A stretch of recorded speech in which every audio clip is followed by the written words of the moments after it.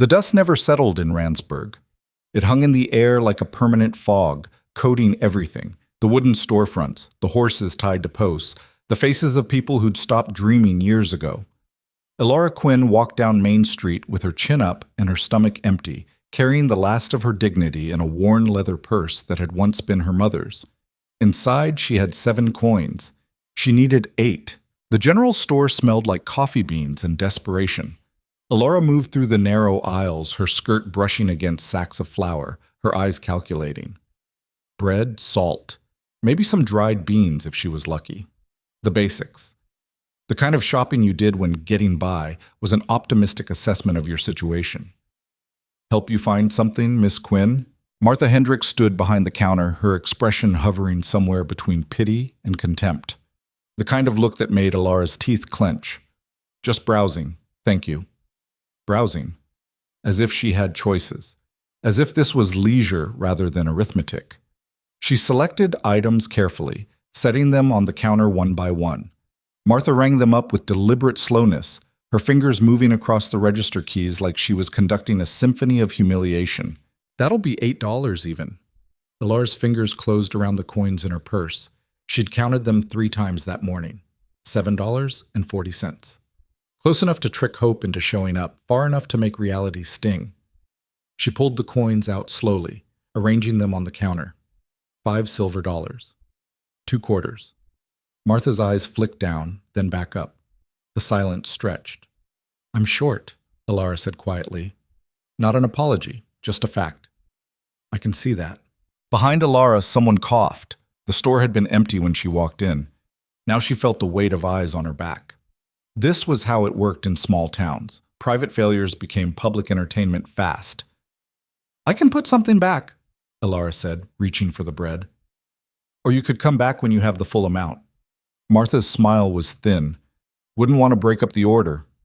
It was petty. It was cruel. It was exactly what Elora had expected. She gathered the coins back, her face burning. The walk to the door felt like miles. Behind her, she heard Martha say something to whoever had come in, heard the low rumble of laughter. Her hand was on the door when a voice cut through the noise. "Hold on!" Elora turned. A man stood near the counter, tall and sun-weathered, with hands that looked like they'd spent more time holding reins than anything gentle. He wore a rancher's clothes, dusty boots, worn denim, a shirt that had seen better days but was clean. His face was hard to read, all angles and shadows, but his eyes were sharp. Caleb Rourke. She knew the name but not the man. He owned land north of town, kept to himself mostly. The kind of person you heard about more than you saw. "You dropped this," he said, holding out a coin. Elora's heart kicked. She hadn't dropped anything. She knew exactly what was in her purse, exactly what wasn't. "I don't think—" "On the floor, just now." His voice was flat, leaving no room for argument. "It's yours." Their eyes met. His expression gave nothing away, but something in it told her this wasn't confusion. This was a choice. He was handing her an exit, wrapped up like coincidence. Pride told her to refuse. Pride had strong opinions about charity, especially the kind dressed up as accident, but pride didn't fill stomachs. Pride didn't keep roofs overhead. She took the coin. "Thank you." He nodded once and turned away, moving toward the back of the store like the interaction had already left his mind. Elora stood there for a moment, the coin hot in her palm, then walked back to the counter. Martha's smile had vanished. She processed the sale in silence, bagging the items with more force than necessary. When she handed over the package, her fingers were tight on the paper. "Have a nice day," Elora said, her voice steady. She walked out without looking back. Mtakut. Outside, the sun was brutal. Elora shifted the package in her arms and started the walk home, a generous term for the single room she rented above the old milliner's shop. The building was on the edge of town, where the street turned to dirt and the pretense of civilization gave way to reality. She was halfway there when she heard footsteps behind her. "Miss Quinn." She turned. Caleb Rourke stood a few paces back, his hat shading his face from the sun. Up close, she could see the lines around his eyes, the gray starting to thread through his dark hair. He looked tired. Not the kind of tired that came from a hard day's work, but the deeper kind. The kind that settled into bones. "Mr. Rourke." Caleb's fine. He shifted his weight like he wasn't used to standing still. I wanted to ask you something. Alara waited. I heard you do sewing, alterations, that kind of thing. I do. Her voice was cautious. Word didn't travel fast about much in Randsburg, but it traveled about who was struggling. I need help. He paused, seemed to reconsider his words. My ranch, it's about 5 miles north. Been running it alone since my brother left. Place is falling apart. Not the land, that's solid. But the house, the organization, I can pay. Not a fortune, but regular, room and board included. Alara stared at him. You're offering me work. I'm offering you a job. Different thing. Because I was short $1 in the store. His jaw tightened. Because I need help and you have skills I don't. The dollar has nothing to do with it. It was a lie, but a polite one. The kind of lie that let both of them pretend this was business rather than rescue. I don't need pity, Alara said. Good. I don't need someone who does. He met her eyes directly. I need someone who can sew, cook, keep records, maybe handle repairs I'm too stubborn to see need doing. Someone who won't quit when the work gets hard. You want the job or not? The smart answer was no. Taking work from a stranger, moving to an isolated ranch, putting herself in a position where she'd be dependent again, all of it rang warning bells. But smart answers required the luxury of options. What hours? Sun up to whenever the work's done. Day off every week. Your choice, which one? You keep your own space in the house. I keep mine. This is professional. And if it doesn't work out, then you leave. I'm not running a prison. Alara looked down at the package in her arms. $8 worth of groceries that would last maybe a week if she stretched them. Then what? Another day of counting coins? Another humiliation at Martha Hendrick's counter? Another month watching her savings, what little remained, disappear into rent and necessities. When would I start? Tomorrow. I can pick you up at dawn. She should ask more questions, should get details, terms, some kind of contract, should at least sleep on it. But something in his face stopped her. Not eagerness, not manipulation, just a kind of tired honesty that matched what she felt inside. All right, he nodded. Dawn then. Corner of Main and 5th. He walked away before she could change her mind, his boots kicking up small clouds of dust. Alara watched him go, then looked down at the coin still in her hand. It was warm from her grip, worn smooth at the edges. She turned it over slowly, wondering what exactly she'd just agreed to. That night, Alara packed her life into 2 bags. It didn't take long. A few dresses, practical and plain, her sewing kit, the good scissors, the needles her grandmother had given her, thread in every color she could afford, a book of poetry she'd never admit to owning, the photograph of her parents, edges curled with age. She sat on the edge of her narrow bed and looked around the room. 4 months she'd been here, 4 months of pretending this was temporary, that something better was coming. The walls were thin enough to hear every conversation in the building, the windows stuck half open, and the whole place smelled like mildew and old tobacco. But it was hers. She'd paid for it. That had meant something. Leaving felt like admitting defeat, but staying would be worse. Caleb was there at dawn, driving a wagon that had seen better years but looked sturdy. He helped her load her bags without comment, then climbed back up and offered her a hand. His palm was calloused, his grip firm. They rode in silence. The town fell away quickly, replaced by open land that stretched in every direction.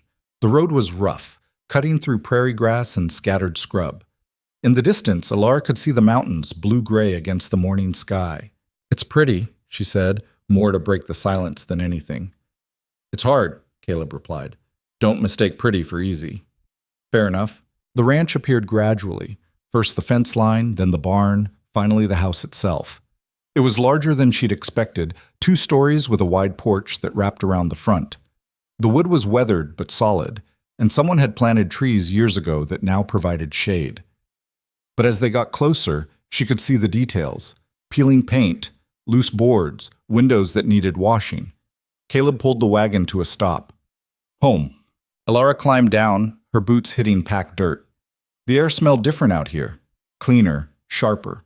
No smoke, no crowded together humanity. Just wind and grass and distance. I'll show you around, Caleb said. The house was worse inside than out. Not filthy exactly, but neglected. Dust covered every surface. Dishes were stacked in the kitchen, clean but haphazard. Papers cluttered the table, receipts, letters, notes written in hasty scrawl. The furniture was good quality but worn, and everything had that bachelor chaos feel of a place where function beat order every time. "Your room's upstairs," Caleb said, leading her up a narrow staircase. "Second door on the right. Bathroom's at the end of the hall. I'm downstairs, opposite side of the house." He pushed open a door. The room was small but clean, with a bed, a dresser, and a window that looked out over the eastern fields. Someone had made an effort here. Fresh linens, a wash basin, even a small vase on the dresser, though it held no flowers. "I'll leave you to settle in," Caleb said. "Come down when you're ready. We'll go over expectations." He left before she could respond.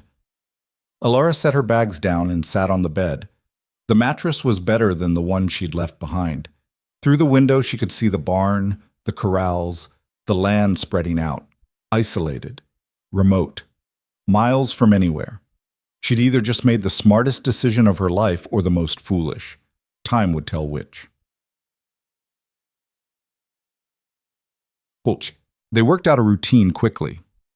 Caleb was up before dawn, dealing with the animals and the land. Alara took over the house, cleaning, organizing, cooking meals that actually had flavor. She found his record books and nearly wept at the chaos. Numbers scrawled everywhere. No system, half the entries incomplete. She spent 3 days just getting them in order. "You can read," Caleb said one evening, watching her work at the kitchen table. "You can't?"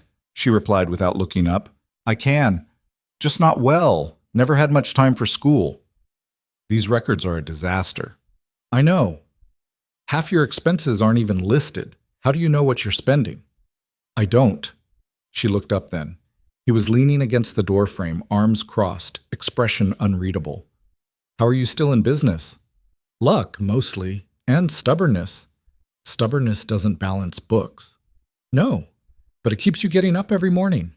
She couldn't argue with that. As weeks passed, the house transformed. Alara cleaned, repaired, reorganized. She sewed new curtains from fabric she found in town, cheap material, but she made it work. She fixed the loose boards on the porch, figured out which windows were stuck versus broken, started a garden near the kitchen. Small things. Practical things. The kind of improvements that didn't show in dramatic ways but made daily life easier. Caleb noticed. He didn't say much, but she'd catch him looking at the curtains or pausing at the cleaned windows, or eating dinner with something that might have been satisfaction. They didn't talk much beyond necessities. He wasn't rude, just quiet. The kind of quiet that came from years of living alone, where conversation was a luxury rather than a need. But sometimes, in the evening, they'd both end up in the kitchen, him drinking coffee, her working on mending or accounts, and the silence felt less empty. One night, about 6 weeks in, Alara found him on the porch. The sun was setting, painting the sky in shades of orange and red. He had a cup of coffee in his hands, his gaze fixed on the horizon. She sat down in the other chair without asking permission. "Why did you really offer me this job?" she asked. Caleb was quiet for a long moment. "I told you. I needed help." "You could have hired anyone." "Could have. Didn't want to." "Why me?" He turned to look at her then. In the fading light, his face was softer, less guarded. "Because I knew what that moment felt like. Being short. Knowing everyone's watching, having to choose between pride and survival." He paused. "Someone helped me once, long time ago. Figured I'd pass it along." "That's all?" "That's enough." Alara studied him. There was more there, she could feel it, but pushing wouldn't get her anywhere. Caleb Rourke was the kind of man who revealed things on his own timeline or not at all. "Well," she said finally, "thank you. For the coin. For the job. For not making it weird." The corner of his mouth twitched. Almost a smile. "You're welcome." They sat in silence, watching the sun disappear. Somewhere in the distance, a coyote called. The wind picked up, carrying the smell of sage and dust. Alara felt something shift inside her. Not quite peace, but close. Something like the beginning of belonging. Yich said. The town didn't know what to make of her new situation. When Alara went in for supplies, she felt the stares, heard the whispers. A single woman living with a single man. No marriage, no chaperone. Scandalous. Improper. The kind of thing that gave people something to talk about over dinner. Martha Hendricks was the worst. "I heard you're working for Caleb Rourke now," she said one day, her tone dripping false sweetness. "That must be interesting." "It's work," Alara replied evenly. "Same as any job." "Of course, I'm sure it's all very professional." The pause was deliberate. Out there, alone, Alara met her eyes. "Is there something you want to ask me, Martha?" "Oh no, just making conversation." "Then let me make something clear. What I do, where I work, and who I work for are none of your concern. If you have questions, ask them directly. If you have judgments, keep them to yourself. Either way, I'm done pretending to care what you think." She paid for her supplies and left. Behind her, the store was silent. When she told Caleb about it later, he just shrugged. People talk. That's what they do when their own lives are boring. "Doesn't it bother you?" "Used to.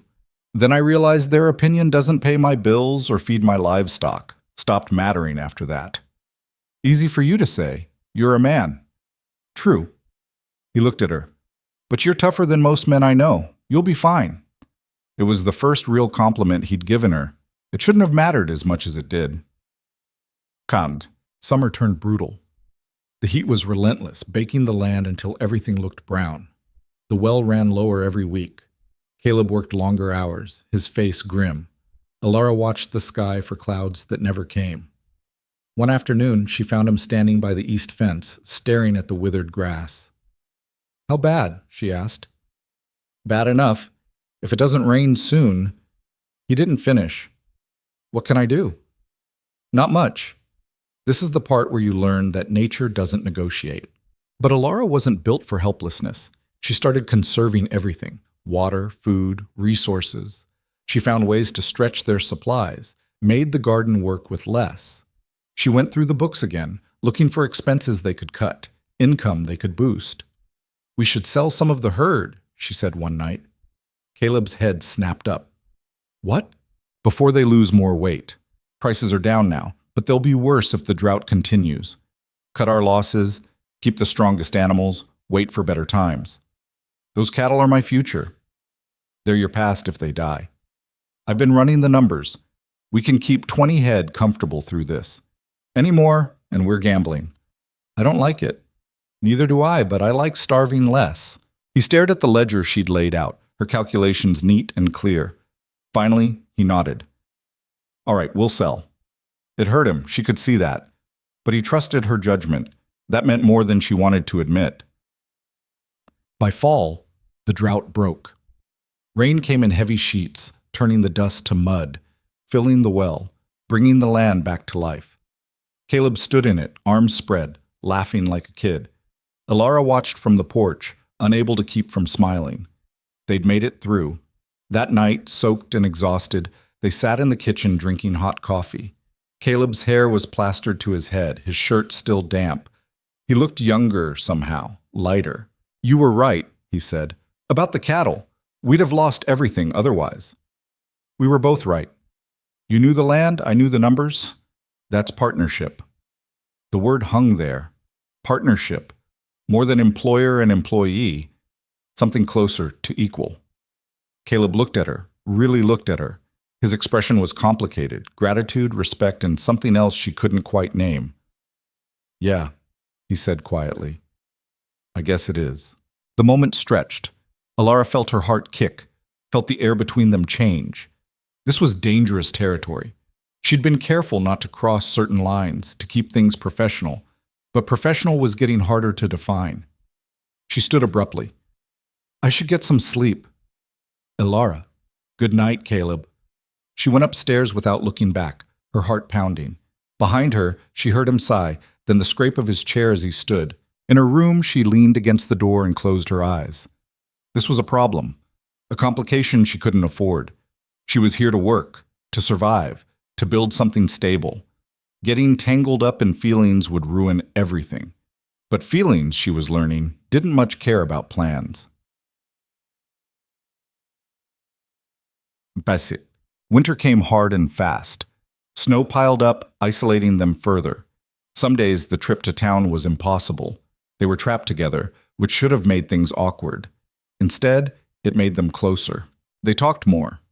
Caleb opened up in small ways, stories about his childhood, his brother who'd left for California, the dreams he'd had before life got complicated. Alara shared her own history, parents who'd died young, a failed engagement, the slow slide from comfortable to desperate that had landed her in Randsburg with 7 coins and broken pride. "I thought I'd be married by now," she admitted one snowy evening. "House, children, the whole picture. Instead, I'm here, working for room and board, pretending that's enough." "Is it?" Caleb asked. "Enough?" She looked at him. He was across the table, firelight casting shadows on his face, honest eyes, careful hands. A good man carrying his own weight of disappointment. "Some days," she said truthfully. "Some days it's more than I expected." His expression shifted. "Alara, don't." She held up a hand. "Whatever you're about to say, don't." "Not yet." "Why not?" "Because I'm not ready. Because this is complicated. Because I've built something here and I don't want to risk it on something uncertain." "What if I am certain?" The words hit her chest like a physical thing. She stood up, needing distance. "You can't be. We've known each other 6 months. That's not long enough to— To what?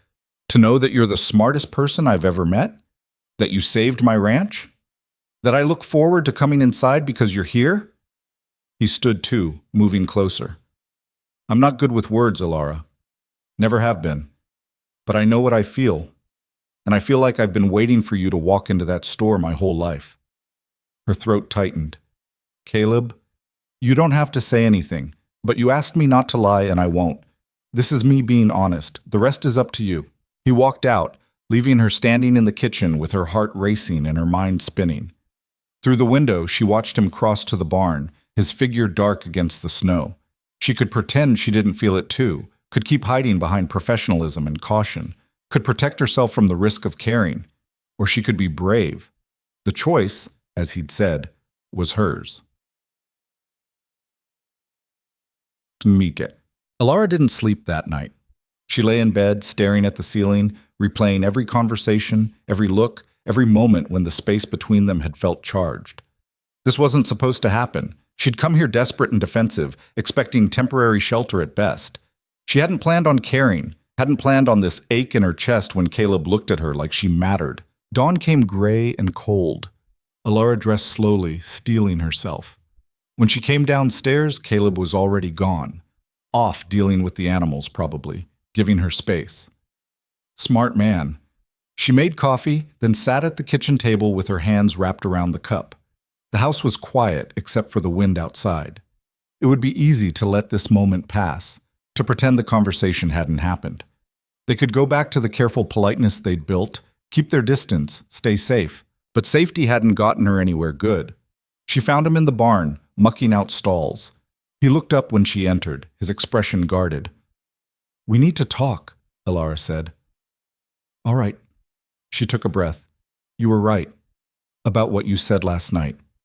I feel it too." The words came out rough, unpracticed. "But I'm scared. I've failed at this before. I trusted someone, built a life around them, and when it fell apart, I lost everything. I can't do that again." Caleb set down the pitchfork. "I'm not asking you to lose anything. I'm asking if maybe we could build something together. Real partnership. The kind where when things get hard, we face it as a team instead of alone. And if it doesn't work, then at least we tried. At least we were honest." Alara looked at him, really looked. At the man who'd given her a coin when she needed it, who'd offered her work that restored her dignity, who trusted her with his ranch and his future, who stood there now, vulnerable in a way that must have cost him, waiting for her answer. "I don't want to be rescued," she said. "If we do this, it has to be equal, partners in everything. I wouldn't have it any other way. And we take it slow, no rushing. We figure this out as we go." Agreed. She stepped closer. "Okay then." His eyes widened slightly. "Okay?" "Yeah." She smiled, felt it reach her eyes for the first time in months. "Let's try." Caleb closed the distance between them. his hands coming up to frame her face. His touch was gentle, asking permission. Alara answered by rising on her toes, meeting him halfway. The kiss was soft, tentative, perfect. When they pulled apart, Caleb was smiling, a real full smile she'd never seen before. "Well," he said, "that's a good start." Alara laughed, surprising herself. "Don't let it go to your head.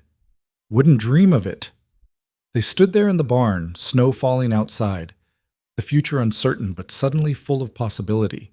It wasn't perfect. Nothing about their lives was perfect, but it was real and honest and theirs.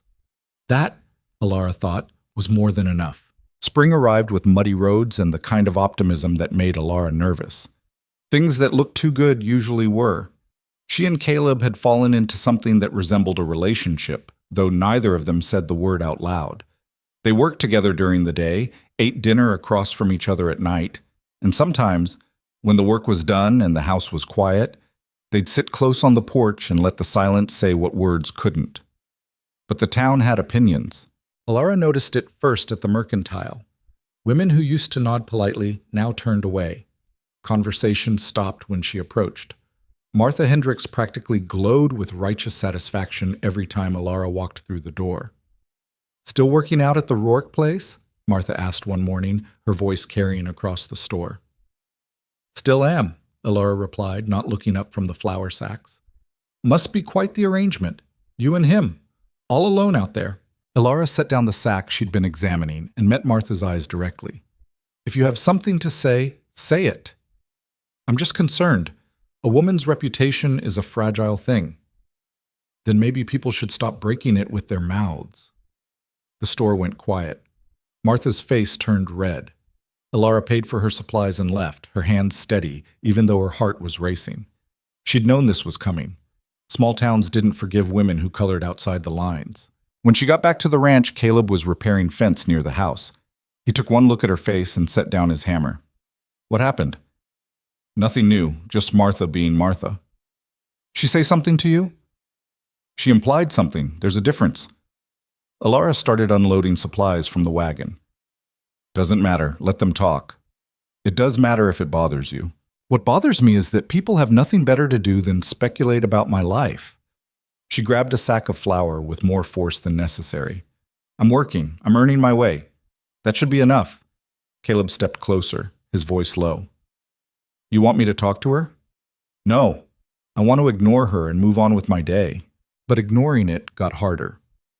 2 weeks later, Reverend Thomas stopped by the ranch. Alara was in the garden when his buggy pulled up. She wiped her hands on her apron and walked over, already knowing this wasn't a social call. "Miss Quinn," he said, tipping his hat. "Wondered if I might have a word." "Of course." He glanced toward the house. "Is Mr. Rourke around?" "In the barn." "Perhaps we could speak privately?" Alara led him to the porch. They sat in the chairs she'd repaired last month, the Reverend looking uncomfortable and Alara bracing for whatever sermon was coming. "I'll be direct," he said. "There's been talk about your living situation here." "I'm aware." "People are concerned. A young woman, unmarried, living under the same roof as a single man. It gives the appearance of impropriety. Appearance isn't reality. I understand that. But in a community like ours, appearance matters. It affects how people see you, how they treat you. I'd hate to see you ostracized over something that could be easily remedied." Alara's jaw tightened. "Remedied how?" "Marriage, of course. If you and Mr. Rourke were to make your arrangement official, it would settle the matter entirely." "So your advice is that I should get married to satisfy gossip?" "My advice is that you should protect your reputation. Marriage is a practical solution." "Marriage should be more than practical." The Reverend sighed. "Miss Quinn, I'm trying to help you. The congregation is divided. Some want to see you welcome in the community. Others think you're setting a poor example. If you continue as you are, you may find yourself with fewer friends than you'd like. Then I'll know who my real friends are." He stood, clearly realizing this conversation was going nowhere. "Think about what I said. The offer stands if you change your mind." After he left, Alara sat on the porch for a long time. She heard Caleb come out of the barn, heard him pause when he saw the buggy tracks, heard him walk toward her. "Reverend Thomas?" he asked. Yes. What did he want?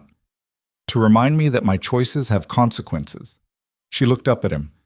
He suggested we get married to stop the talk. Caleb's expression went carefully blank. What did you tell him? That marriage should be more than a solution to gossip. He sat down beside her, his hands on his knees. And if it was more than that? If it was something we both wanted? Ilara's heart kicked. Is it? I don't know. I haven't asked you. Then don't. Not because a reverend thinks we should. Not because the town is whispering. If we do this, it has to be for the right reasons. Agreed. He was quiet for a moment. But for what it's worth, I've been thinking about it. Not because of them. Because of us. She looked at him, at the man who'd become her partner in ways she hadn't expected. So have I. They didn't make any decisions that day, but something had shifted. The possibility sat between them now, real and concrete. The town's disapproval intensified. Women crossed the street to avoid Ilara. Shopkeepers were curt. Even people who'd been neutral before started keeping their distance. It wore on her, though she tried not to show it. Caleb noticed anyway. We could leave, he said one night. Sell the ranch, start over somewhere else. Run away, you mean? Change locations. There's a difference. No. Ilara's voice was firm. We've built something here. I'm not abandoning it because small-minded people can't handle a woman making her own choices. Then what do you want to do? Prove them wrong. Work harder. Be so successful they have to respect us even if they don't like us. A smile tugged at his mouth. You're stubborn. You're just figuring that out? He laughed, and the tension broke. They'd face this together. That was becoming their pattern. But isolation had consequences. Ilara had thought she was tough enough to handle it, but loneliness crept in at odd moments. She missed female friendship, missed conversations that weren't about cattle or accounts. She missed being part of something bigger than just the ranch. She found an outlet in work. If the town wouldn't accept her socially, she'd make herself indispensable economically. She started taking in sewing from neighboring ranches, people who cared more about quality work than reputation. Word spread. Her skill was undeniable, and practical people valued that over propriety. Money started coming in. Not much at first, but steady. She put it into the ranch accounts, watching their reserves grow. Caleb noticed the numbers changing. You're putting your earnings into the ranch fund, he said, looking at the ledger. It's our fund. It's your money. You earned it. And I'm choosing to invest it here. Unless you have a problem with that? He stared at her, something complicated moving across his face. No problem. Just making sure you know you don't have to. I know. I want to. That night, he kissed her properly for the first time since the barn. It was different from before, less tentative, more certain. When they pulled apart, his hand stayed on her waist. I'm in love with you, he said quietly. Thought you should know. Ilara's breath caught. The words hung there, waiting. She could deflect, could make a joke, could protect herself with distance. Or she could be honest. I love you too, she said, even though you're terrible at keeping records. He laughed, the sound low and genuine. Marry me. What? Marry me. Not because the Reverend says so. Not because the town is talking. Because I want to wake up every day knowing you're my wife. Because you're the smartest, toughest person I know, and I don't want to do this life with anyone else. Ilara's heart was pounding. That's a terrible proposal. I know. I'm not good at this. No ring, no plan, just blurting it out on a random Tuesday. Wednesday, actually. She laughed despite herself. You're serious? Completely. She looked at him, at his honest eyes and his calloused hands and his terrible timing. At the man who'd given her a coin when she needed it, who'd offered her work that became partnership, who loved her enough to be terrible at proposals. Yes, she said. His eyes widened. Yes? Don't make me repeat myself. He kissed her again, harder this time, lifting her off her feet. When he set her down, they were both grinning like idiots. We should probably tell people, Caleb said. Probably, though I'm enjoying watching them try to figure us out. You're mean. You love it. I really do. They told the Reverend first, mostly to watch his face. He recovered quickly, covering surprise with professional pleasure. Wonderful news. We can do the ceremony whenever you're ready. 2 weeks, Ilara said. Small. Just witnesses. Are you sure? Most brides want, I'm sure. They posted a notice at the general store. Martha Hendrick's expression when she read it was worth every moment of gossip she'd spread. Alara smiled sweetly at her and bought extra sugar to celebrate. The wedding was exactly what they wanted. Simple, quick, honest. A few neighboring ranchers showed up, people who'd hired Alara for sewing and respected Caleb's work ethic. No fancy dress, no elaborate reception, just vows spoken in the small church, signatures on paper, and a quiet ride back to the ranch as husband and wife. That night, lying in bed in what was now their room, Alara stared at the ceiling. "You okay?" Caleb asked. "Just thinking." "About?" "How different this is from what I imagined. When I was younger, I thought marriage would be this grand romantic thing, flowers and poetry and being swept off my feet." "Sorry I'm not more poetic." She turned to face him. "Don't be. This is better. It's real. We chose each other knowing exactly who we are. No illusions, no pretending. That's worth more than poetry." He pulled her closer. "You're going to make me emotional." "Don't. I have a reputation for being tough to maintain. Your secret's safe with me." They fell asleep like that, tangled together, the future uncertain, but faced together. Marriage didn't magically fix the town's attitude, but it did shift things. Alara was now Mrs. Rourke, which came with a different kind of respectability. Women still weren't warm to her, but they were polite. That was progress. More importantly, the ranch was thriving. Caleb's herd was growing healthy and strong. Alara's sewing business expanded to include custom work for the wealthy ranchers north of town. Their combined income was stable, their savings growing. They were building something real. But success brought new challenges. A man named Victor Strand owned the largest ranch in the county. He'd been watching their progress with interest that made Caleb uneasy. "He wants to buy us out," Caleb said one evening, tossing a letter on the table. Alara read it. The offer was generous, more than they'd likely get anywhere else. "What did you tell him?" "That I'd think about it." "And?" "I don't want to sell. This is our land. We built this." "Agreed. But he's not going to take no easily." She was right. Strand showed up a week later, driving a fancy buggy that looked out of place on their dusty road. He was tall, well-dressed, with the kind of confidence that came from never being told no. "Mr. Rourke, Mrs. Rourke," he tipped his hat to Alara. "Beautiful property you have here." "Thank you," Caleb said carefully. "Though I assume you didn't come to admire the view. Direct. I appreciate that." Strand smiled. "I'll be equally direct. I'm expanding my operations. Your land borders mine on the south side. Combining our properties would create the most efficient grazing route in the county. I'm prepared to pay well above market value. We're not interested in selling. I understand the attachment, but be practical. You're small operators. One bad season and you could lose everything. My offer provides security." "We'll take our chances," Alara said. Strand's eyes shifted to her, assessing. "Mrs. Rourke, surely you understand the value of financial stability. Your husband may be sentimental about land, but you strike me as more sensible." The condescension was barely veiled. Alara smiled coldly. "Mr. Strand, I run the financial operations of this ranch. I know exactly what our land is worth, what our margins are, and what your offer represents. It's generous. It's also unnecessary. We're profitable, stable, and growing. We don't need your security." His smile tightened. "Everyone needs security, Mrs. Rourke. Circumstances change.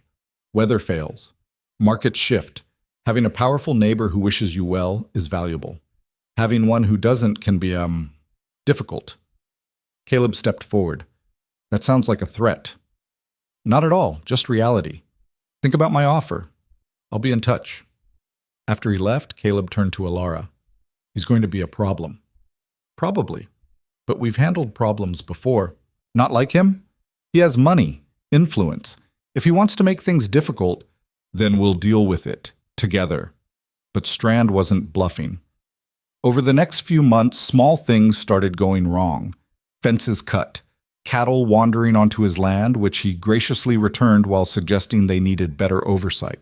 Supplies ordered from town mysteriously delayed. Nothing they could prove, but the pattern was clear. "He's squeezing us," Caleb said, staring at another cut fence. Alara stood beside him, furious. "Then we squeeze back." "How?" "I don't know yet, but I'll figure it out."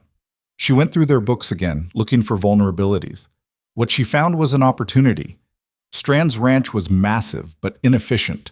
He ran it like an empire, with layers of management and overhead. Their operation was lean, direct. They could undercut his prices on cattle and still maintain profit. "We go aggressive," she told Caleb. "Next market day, we price our herd below his, establish ourselves as the better value.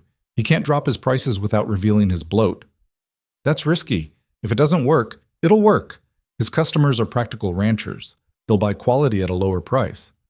And when he retaliates, we'll be ready." Market day came. Alara stood beside Caleb as buyers moved through the pens, examining cattle. Their prices drew immediate attention. By midday, they'd sold everything. Strand appeared as they were loading the empty wagons. His expression was controlled, but anger flickered in his eyes. "Clever strategy," he said. "Unsustainable, but clever." "Who says it's unsustainable?" Alara asked. "Simple economics. You can't maintain those margins long term. When you fail, I'll still be here, and my offer will be considerably lower." "Then I guess we'd better not fail." He left without another word. Caleb waited until he was out of earshot. "You just declared war on the richest man in the county." "He declared it first. We just showed up armed." That night, they celebrated with whiskey and relief. They'd won the first battle, but the war was far from over. Strand's next move was more subtle. He started buying up contracts with suppliers, making it harder for small ranchers to get materials. He leveraged relationships with banks, making loans more difficult. He used his influence with the railroad to prioritize his shipments.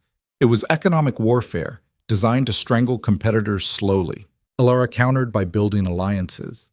She reached out to other small ranchers, the ones Strand had overlooked or dismissed. Together, they had leverage. They could pool resources, share costs, negotiate as a bloc. It took weeks of careful conversation, building trust, convincing skeptical men that a woman's financial strategy was worth following. But it worked. They formed a cooperative, unofficial, but functional.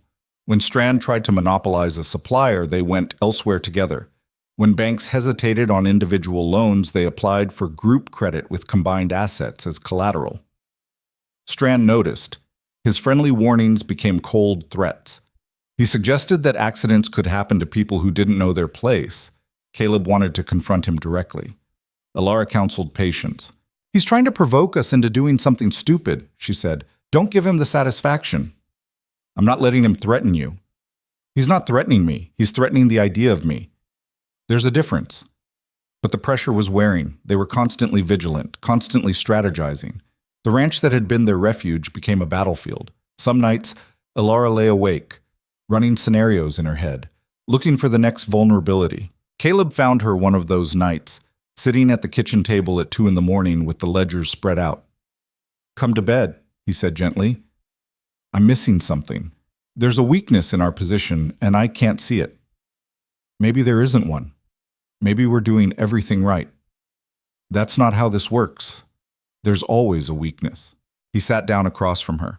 "Alara, we're winning. Look at the numbers. We're more profitable than we've ever been. The cooperative is working. Strand is frustrated. We're doing fine." "Fine isn't safe. Safe isn't living." She looked up at him, exhausted. "What if we lose everything? What if I make the wrong call and it all falls apart?" "Then we start over. We've done it before." "I don't want to start over. I want this. I want our home, our life, our future. I want to win." "We are winning, but you're so focused on the next threat, you're not seeing how far we've come." He was right. She knew he was right. But fear had its hooks in her now. The old fear of having nothing, being nothing. She'd clawed her way up from that general store counter, and the thought of sliding back terrified her. Caleb reached across the table and took her hand. "I need you to hear me. Whatever happens, we face it together. That's the promise. Not success, not security, just partnership. Can you trust that?" Alara felt tears sting her eyes. "I'm trying." "That's enough." She closed the ledgers and let him lead her back to bed. They'd face tomorrow when it came. Tonight, she'd let herself rest. The breakthrough came from an unexpected source. One of the cooperative members mentioned that Strand was having trouble with his water rights. The river that fed his largest pasture was being disputed by a neighboring county. It was a legal mess, one that could take years to resolve. Elara saw the opportunity immediately. If Strand's water was unreliable, his northern grazing lands were vulnerable. Those lands bordered open territory currently unclaimed. If someone filed for those water rights first, they could establish a competing claim. It's complicated, she told the cooperative members. We'd need to pool resources for legal fees, survey costs, filing expenses. But if it works, we'd control water access that Strand desperately needs. It would force him to negotiate with us instead of threatening us. That's a big gamble, one of the ranchers said. So is doing nothing while he picks us off one by one. They voted. The decision was unanimous. They'd take the risk. The legal process was exhausting. Months of paperwork, surveys, hearings. Strand fought them at every turn, bringing in expensive lawyers and political connections. But Elara had prepared thoroughly. She had documentation, precedent, and a case built on solid ground. The day the judgment came through, she was in town with Caleb. The courthouse clerk handed her the paperwork with a neutral expression. She read it once, then again to be sure.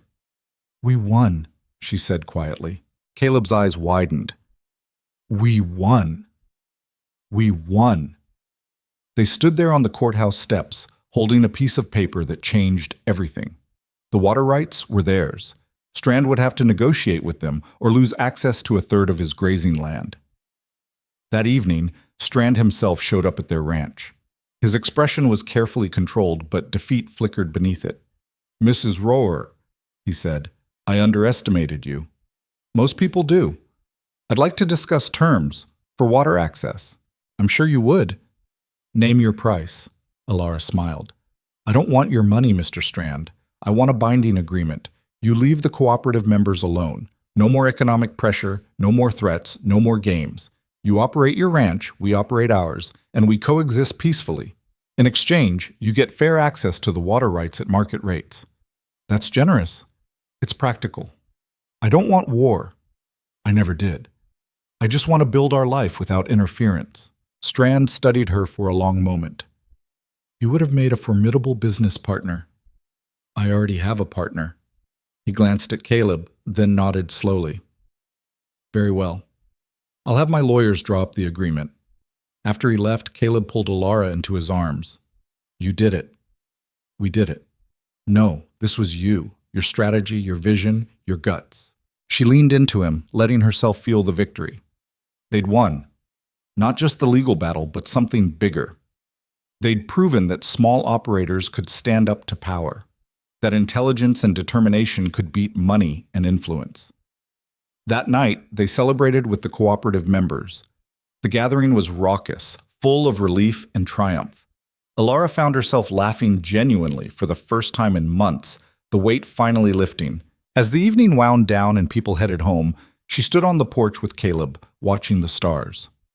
"What are you thinking?" he asked. "That we should expand. Buy that eastern pasture that just came available. Invest in the cooperative's infrastructure. Build something that lasts. Always thinking ahead. That's what keeps us alive. It's also what keeps you up at night." She turned to him. "Do you want me to stop?" "No. I just want you to also enjoy what we have now. We won, Elara. Take a moment to feel that." She did. Standing there in the dark with her husband beside her, and their ranch solid beneath them, she let herself feel it. Pride. Satisfaction. Hope. "Okay," she said. Moment taken. "Now, let's plan the expansion." He laughed and kissed her forehead. "There's my wife." They went inside, already discussing possibilities. The frontier was still harsh, the challenges still real. But they'd proven they could face anything together. That was worth more than all the water rights in the county. The expansion happened faster than Elara expected. Within 6 months, they'd acquired the eastern pasture and doubled their grazing capacity. The cooperative grew to include 12 ranches, their combined bargaining power reshaping the local economy. Strand kept his word, staying out of their way, though Elara caught him watching sometimes with an expression she couldn't quite read. Respect, maybe, or resentment waiting for an opening. She didn't have time to worry about it. Running a growing operation consumed every hour. Caleb managed the land and livestock while Elara handled finances, contracts, and the increasingly complex web of cooperative logistics. They worked well together, their strengths complementing each other, but the pace was relentless. "You're going to burn out," Caleb said one morning, finding her already at the kitchen table with coffee and ledgers at 5 in the morning. "I'm fine. You said that yesterday, and the day before you're not sleeping. There's too much to do. There's always too much to do. That's ranching." He sat down across from her. "When's the last time you took a full day off?" Ilara tried to remember and couldn't. "I don't know. A while." "That's a problem. We're in a growth phase. This is when we need to push hardest. We're in a marriage. That also needs attention." The words landed hard. Ilara looked up from the numbers, really looked at him. He had new lines around his eyes, gray threading heavier through his hair. When had that happened? When had she stopped noticing? "I'm sorry," she said quietly. "Don't apologize. Just take a break. One day. Let someone else handle the numbers." "There isn't anyone else." "Then the numbers can wait. The ranch won't collapse in 24 hours.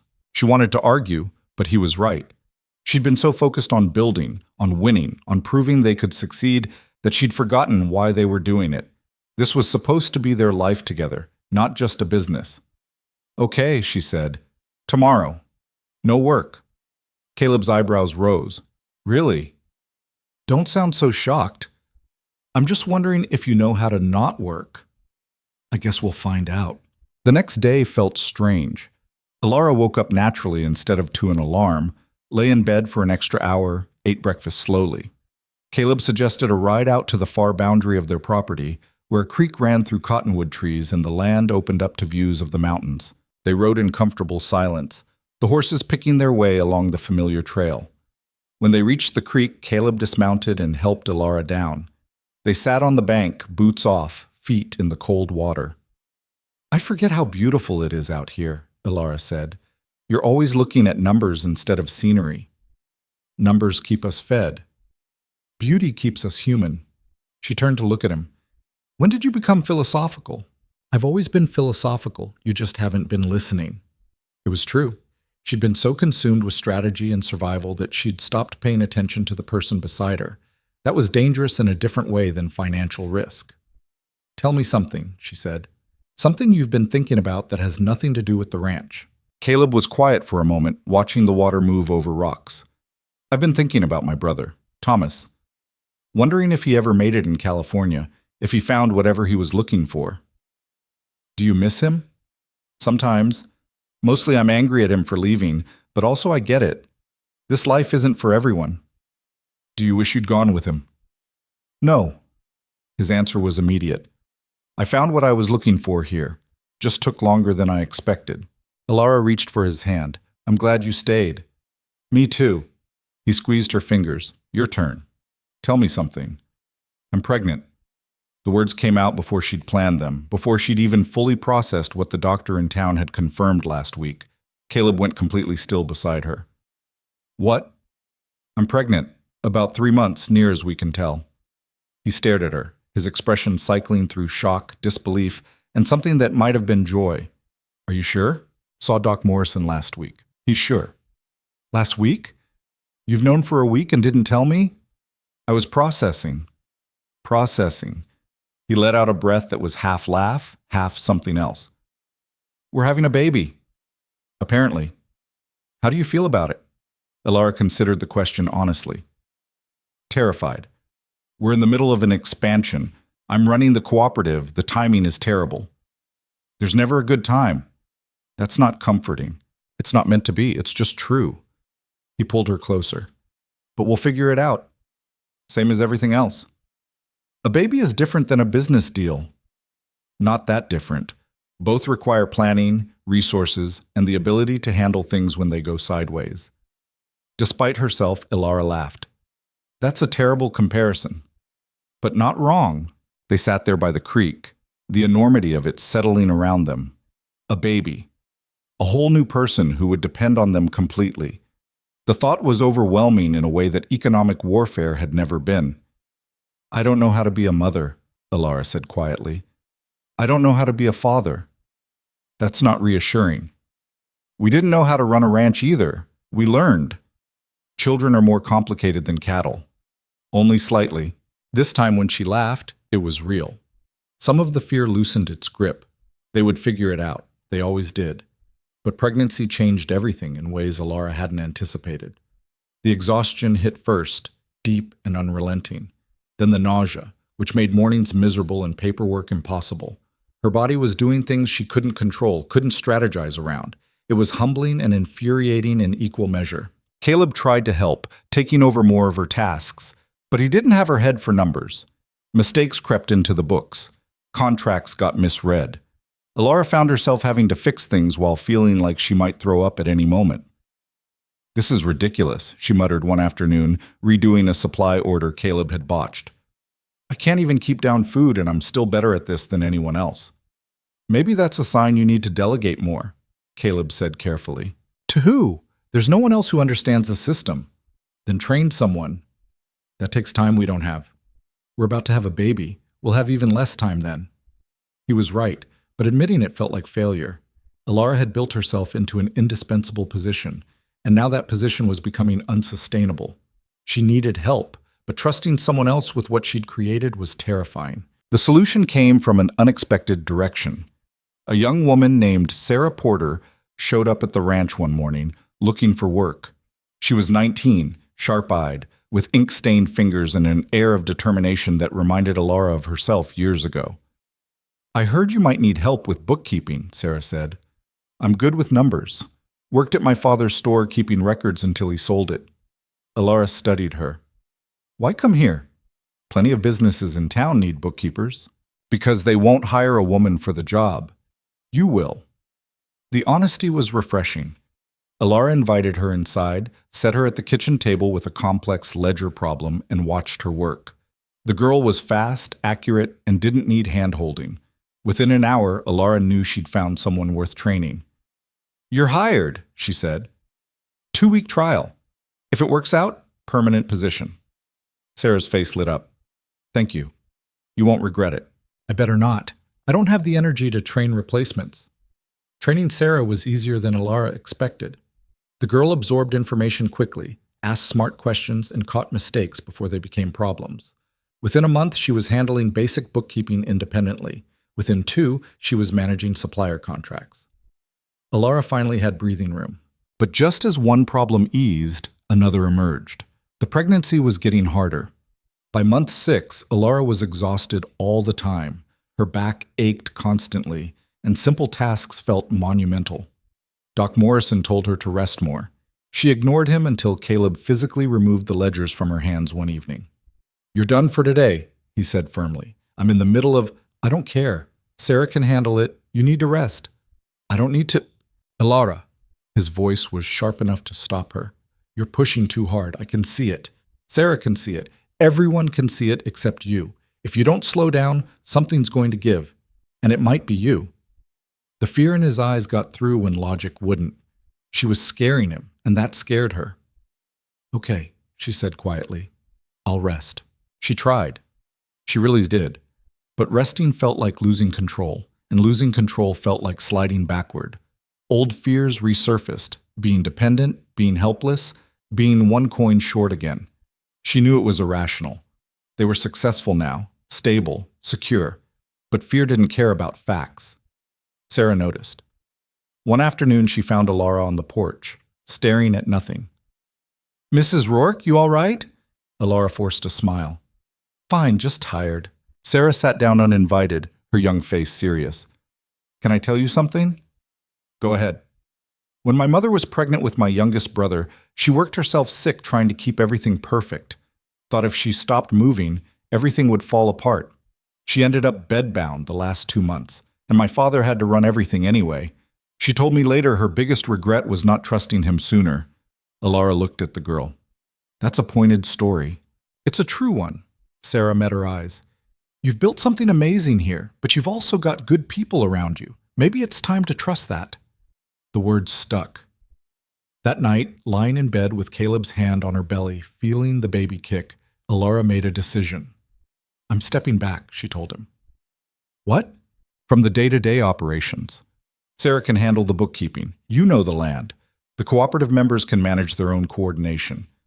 I'll still oversee everything, make the big decisions, but I'm not going to micromanage myself into early labor." Caleb was quiet for a long moment. What changed your mind?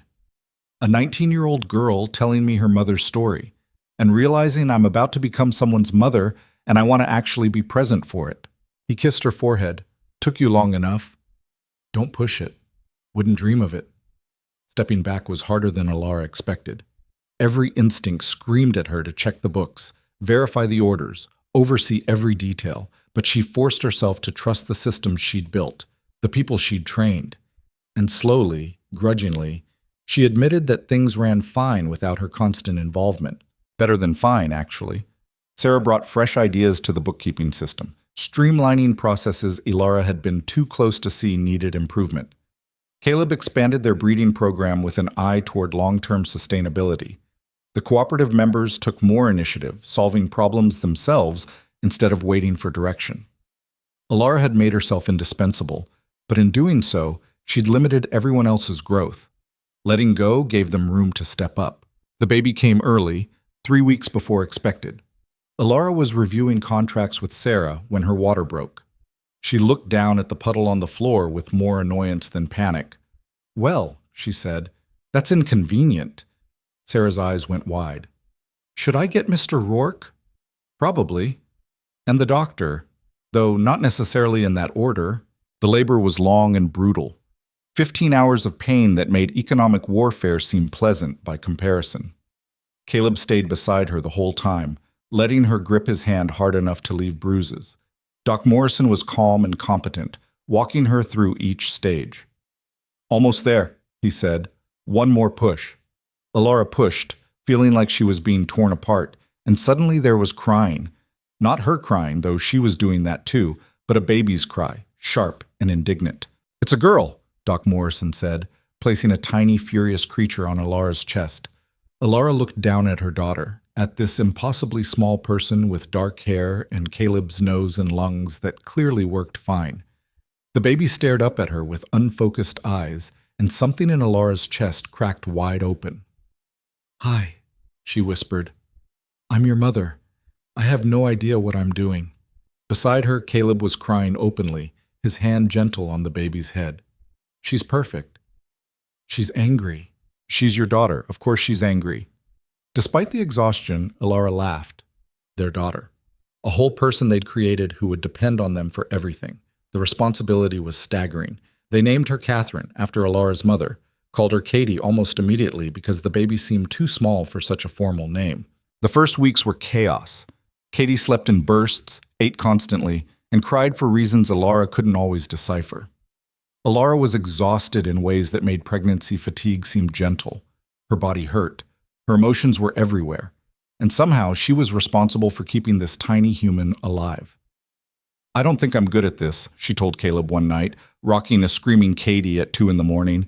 "No one's good at it at first." "You seem fine." "I'm faking it better than you." Katie finally settled, her small body going limp against Alara's shoulder. The sudden silence was startling. "She's asleep," Alara whispered. "Don't jinx it." They stood there frozen, afraid to move, until Caleb carefully took Katie and laid her in the cradle beside their bed. She stayed asleep. They both exhaled. "Think we can sleep before she wakes up again?" Caleb asked. "Probably not, but let's try." They got 2 hours before Katie decided she was hungry, but 2 hours felt like luxury. As weeks turned to months, they found their rhythm. Caleb took early mornings so Alara could sleep. Sarah helped with the bookkeeping remotely, coming by twice a week to discuss anything urgent. The cooperative members stopped by to meet Katie and brought food, advice, and stories about their own children that were either comforting or terrifying depending on the day. Martha Hendricks showed up one afternoon with a knitted blanket. Alara answered the door with Katie on her hip and didn't bother hiding her surprise. "Martha." "Mrs. Rourke." Martha held out the blanket, her expression stiff. "For the baby." Alara took it carefully. The work was beautiful, delicate, clearly made with skill. "Thank you. This is lovely." "I may not have approved of your methods," Martha said, "but you've done well for yourself, and no child deserves to pay for adult disagreements." It was the closest thing to an apology Alara was likely to get. She accepted it. "Would you like to come in? I have coffee." Martha hesitated, then nodded. That would be nice. They sat at the kitchen table, the same table where Alara had counted coins and feared failure. Katie dozed in her mother's arms while Martha asked polite questions about feeding schedules and sleep patterns. The conversation was careful, but genuine. When Martha left an hour later, Alara felt something shift. She'd spent so long fighting poverty, fighting judgment, fighting competitors, that she'd forgotten peace was an option. Maybe not with everyone, but with some. That was enough. Katie grew fast. By 6 months, she was sitting up, reaching for everything, laughing at Caleb's terrible faces. Alara found herself watching her daughter with a mixture of love and terror. This small person would grow up in a world that wouldn't be kind to women who had opinions, who wanted independence, who didn't fit into expected roles. "We have to make sure she's strong," Alara told Caleb one evening. "She will be. Look at her mother. The world's going to try to make her small. Tell her she can't do things because she's a girl. Then we'll teach her to ignore the world." It's not that simple. It's exactly that simple. Caleb looked at her seriously. We show her that a woman can run a business, manage finances, stand up to powerful men. We show her that her worth isn't tied to what others think of her. We show her by example that she gets to decide who she becomes. Alara felt tears prick her eyes. "When did you get so good at this?" "I married a woman who wouldn't settle for less than equal partnership. I learned from the best." Katie chose that moment to grab Alara's nose and laugh. The sound was pure joy, uncomplicated by any knowledge of what the world might throw at her. Alara held her daughter close and made a silent promise. Katie would never count coins and come up short. Katie would never stand at a counter feeling shame. Katie would know from the beginning that she was capable of anything. By Katie's first birthday, the ranch was thriving beyond Alara's initial projections. The cooperative had expanded to 20 members. They'd negotiated contracts that gave them better prices than anything Strand could offer. Word was spreading beyond the county. Small operators looking for models of successful collaboration were reaching out, asking questions, wanting to replicate what they'd built. "We should write it down," Sarah suggested one day. "The system. How we organized, how we negotiate, how we manage the books. Other people could use this." Alara looked at the young woman who'd become more than an employee, a genuine partner in the operation. "You think people would read it?" "I think people are desperate for alternatives to being crushed by bigger operations. What you've built here proves it's possible." The idea took root. Over the next few months, Alara wrote everything down, not in formal business language, but in practical terms anyone could understand. How to assess true costs, how to negotiate from a position of knowledge even without power, how to build alliances, how to stand firm when threatened. She finished it on a cold January evening, the pages spread across the kitchen table. Caleb read through it, his expression thoughtful. "This is good," he said. "Really good. It's just what we did." "Exactly. It's proof that it works." He looked at her. "You realize this is going to make you even more of a target? Strand won't like you spreading this information. Strand can have whatever feelings he wants. This isn't about him.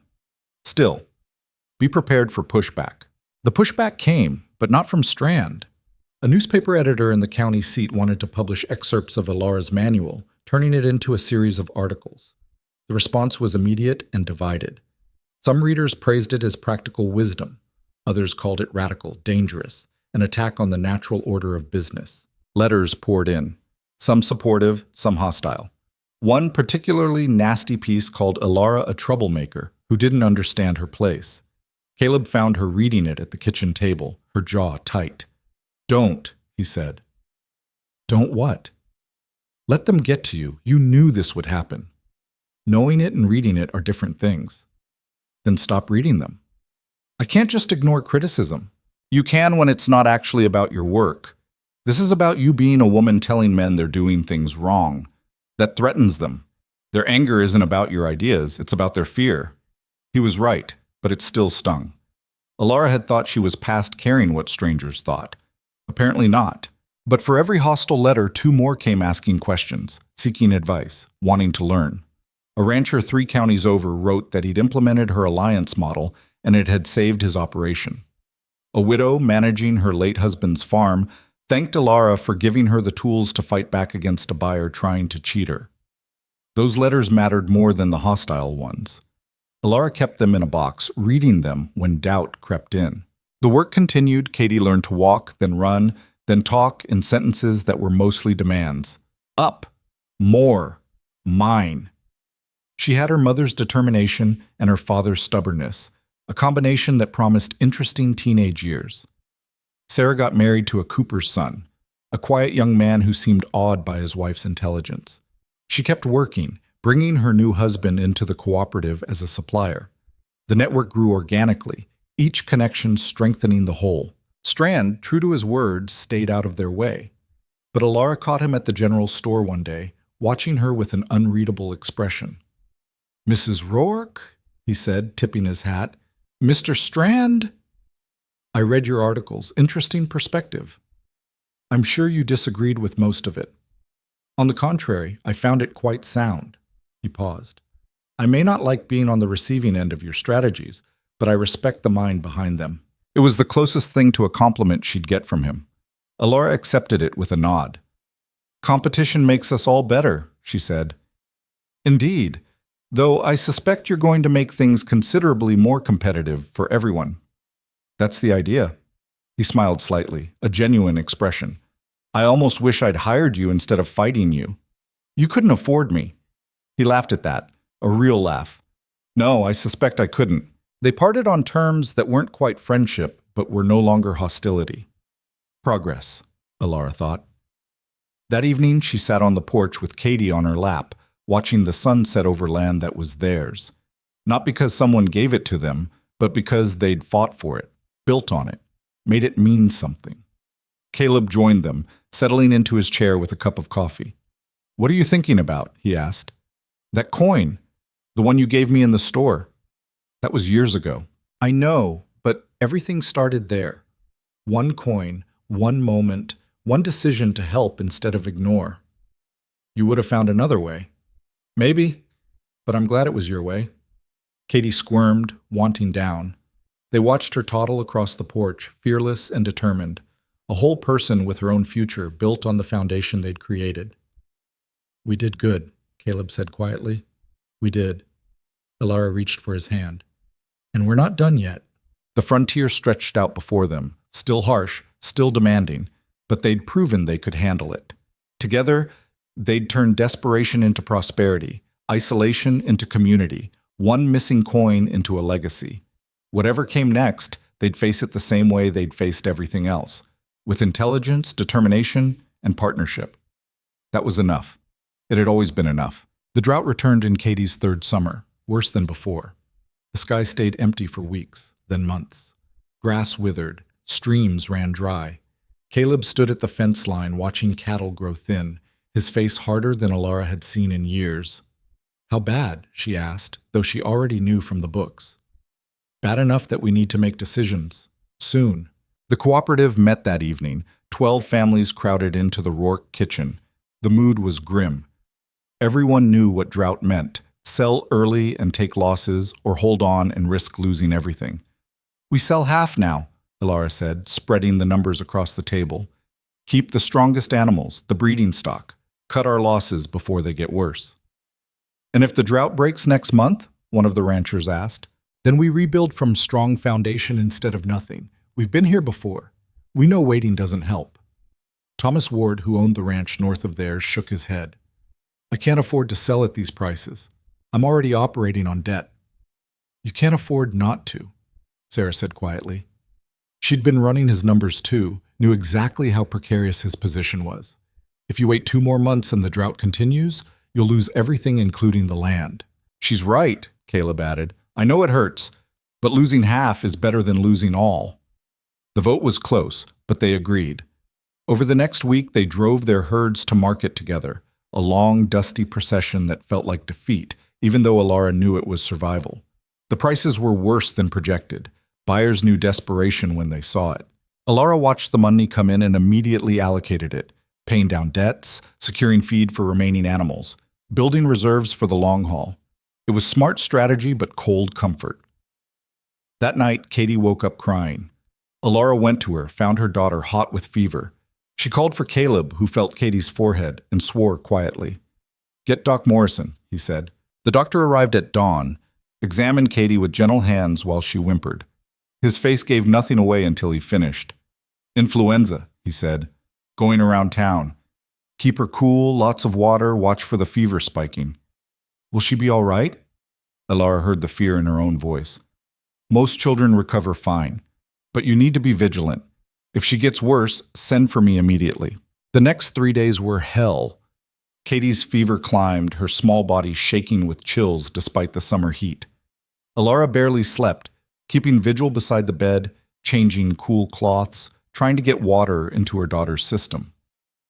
Caleb took over everything else: the ranch, the remaining cattle, the endless crisis management drought demanded. On the third night, Katie's fever broke. She opened her eyes, actually focused on Alara's face, and whispered, "Mama?" Alara started crying and couldn't stop. Relief, exhaustion, fear finally releasing its grip. Caleb found her like that, holding their sleeping daughter and sobbing. "She's okay," Alara managed. "The fever broke." He pulled them both into his arms, his own eyes wet.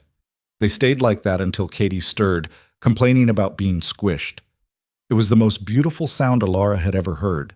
Katie's recovery was slow. She was weak, cranky, demanding constant attention. Alara gave it gladly, letting other things slide. Sarah handled the books. Caleb managed the land. The cooperative members checked in but gave them space. But the drought didn't care about sick children. It continued, relentless. By August, even the well was running low. Caleb started hauling water from the creek 5 miles north, an exhausting daily trip that took hours.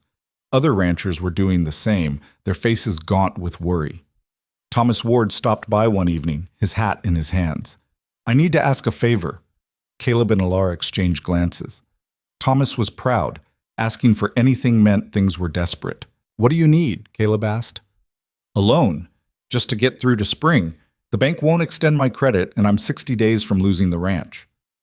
Alara felt her stomach drop. They had reserves, but not unlimited ones. Lending to Thomas meant risk. If he couldn't pay back, they'd both go under. "How much?" she asked.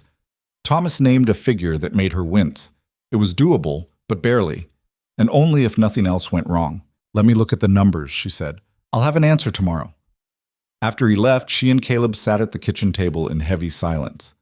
"We can't afford it," Alara said finally. "Not safely. If the drought continues, if anything else happens, we'd be exposing ourselves to too much risk. He'll lose everything." "I know, but we can't save everyone. We have Katie to think about." Caleb rubbed his face tiredly. "So we just let him fail? We let him make his own choices. We're not responsible for his situation. Aren't we? The cooperative was supposed to protect all of us. It was supposed to give us collective bargaining power, not turn us into a charity." The argument was quiet but bitter. They went to bed without resolving it, lying awake on opposite sides of the mattress. The next morning, Alara found Sarah in the office going through the books. "Tell me honestly," Alara said, "can we afford to help Thomas?" Sarah was quiet for a long moment. "Mathematically? Yes, if everything goes perfectly. Realistically? It's gambling with your family's security." "That's what I thought. But," Sarah added carefully, "if Thomas loses his ranch, the bank will sell it, probably to Strand or someone like him. The cooperative loses a member, loses the collective strength. Long term, that costs us too." Alara hadn't considered that angle. She sat down heavily. "There's no good answer, is there?" "Not really. Just different kinds of risk." That afternoon, Alara told Thomas they'd do it. Caleb's relief was visible. But she set strict terms: a payment plan with penalties for late payments, a lien on his property as security, full transparency on his finances moving forward. "You're saving my life," Thomas said, his voice rough. "I'm making a business decision," Alara corrected. "Don't make me regret it." He didn't. Thomas worked harder than Alara had seen anyone work, cutting costs, selling everything non-essential, scraping by on nothing. The drought finally broke in October. Late, but not too late. Rain came in sheets, flooding the dry creek beds, turning dust to mud. The whole county seemed to exhale. Cattle prices started recovering. The cooperative members who'd sold early were positioned to buy back breeding stock at reasonable rates. Those who'd held on too long were ruined. Thomas made his first payment on time, then his second. By spring, he was ahead of schedule. "Thank you," he told Alara at a cooperative meeting, "for taking the risk." "Thanks, Sarah," Alara replied. "She's the one who convinced me it was worth it." But the experience left her shaken. They'd come so close to disaster, and only luck and rain had saved them. What happened next time when luck ran out? "We need deeper reserves," she told Caleb. "More cushion. We're too vulnerable. We just survived a major drought. We're doing fine." "Fine isn't safe. We need to be able to weather worse." "There's always something worse. You can't prepare for everything." "I can try." The drive to build bigger reserves consumed her. Alara started pushing for more aggressive growth, higher profits, faster expansion. The cooperative members followed her lead, but some grumbled that she was losing sight of the original purpose. "We started this to help each other," one rancher said at a meeting. "Now it feels like we're just chasing money." "Money is what keeps us independent," Alara shot back. "Or would you prefer to be at Strand's mercy next time things get hard?" The room went quiet. She'd made her point, but not kindly. Caleb confronted her that night. "You're pushing too hard again." "I'm being realistic." "You're being scared. There's a difference." "I'm trying to protect us." "You're trying to control the uncontrollable." "Life has risk, Alara. Success has risk. We can't eliminate that." "We can minimize it." "At what cost? You're alienating the people we built this with. You're working yourself sick again. Katie barely sees you." That last one hit hard. Alara had been so focused on the numbers she'd missed her daughter's 4th birthday party. Katie had asked where Mama was, and Caleb had made excuses. "I'm doing this for her," Alara said weakly. "Are you? Or are you doing this for yourself? To prove you'll never be that woman in the store again, counting coins and coming up short?" The words cut deep because they were true. Alara had been running from that moment for years, building walls of money and success to make sure she never felt that shame again. But the walls kept getting higher, and she was still scared. "I don't know how to stop," she admitted. "Start by coming home. Really home. Not just physically. Be present. With me, with Katie, with this life we built." She wanted to argue, to defend herself, but exhaustion won out.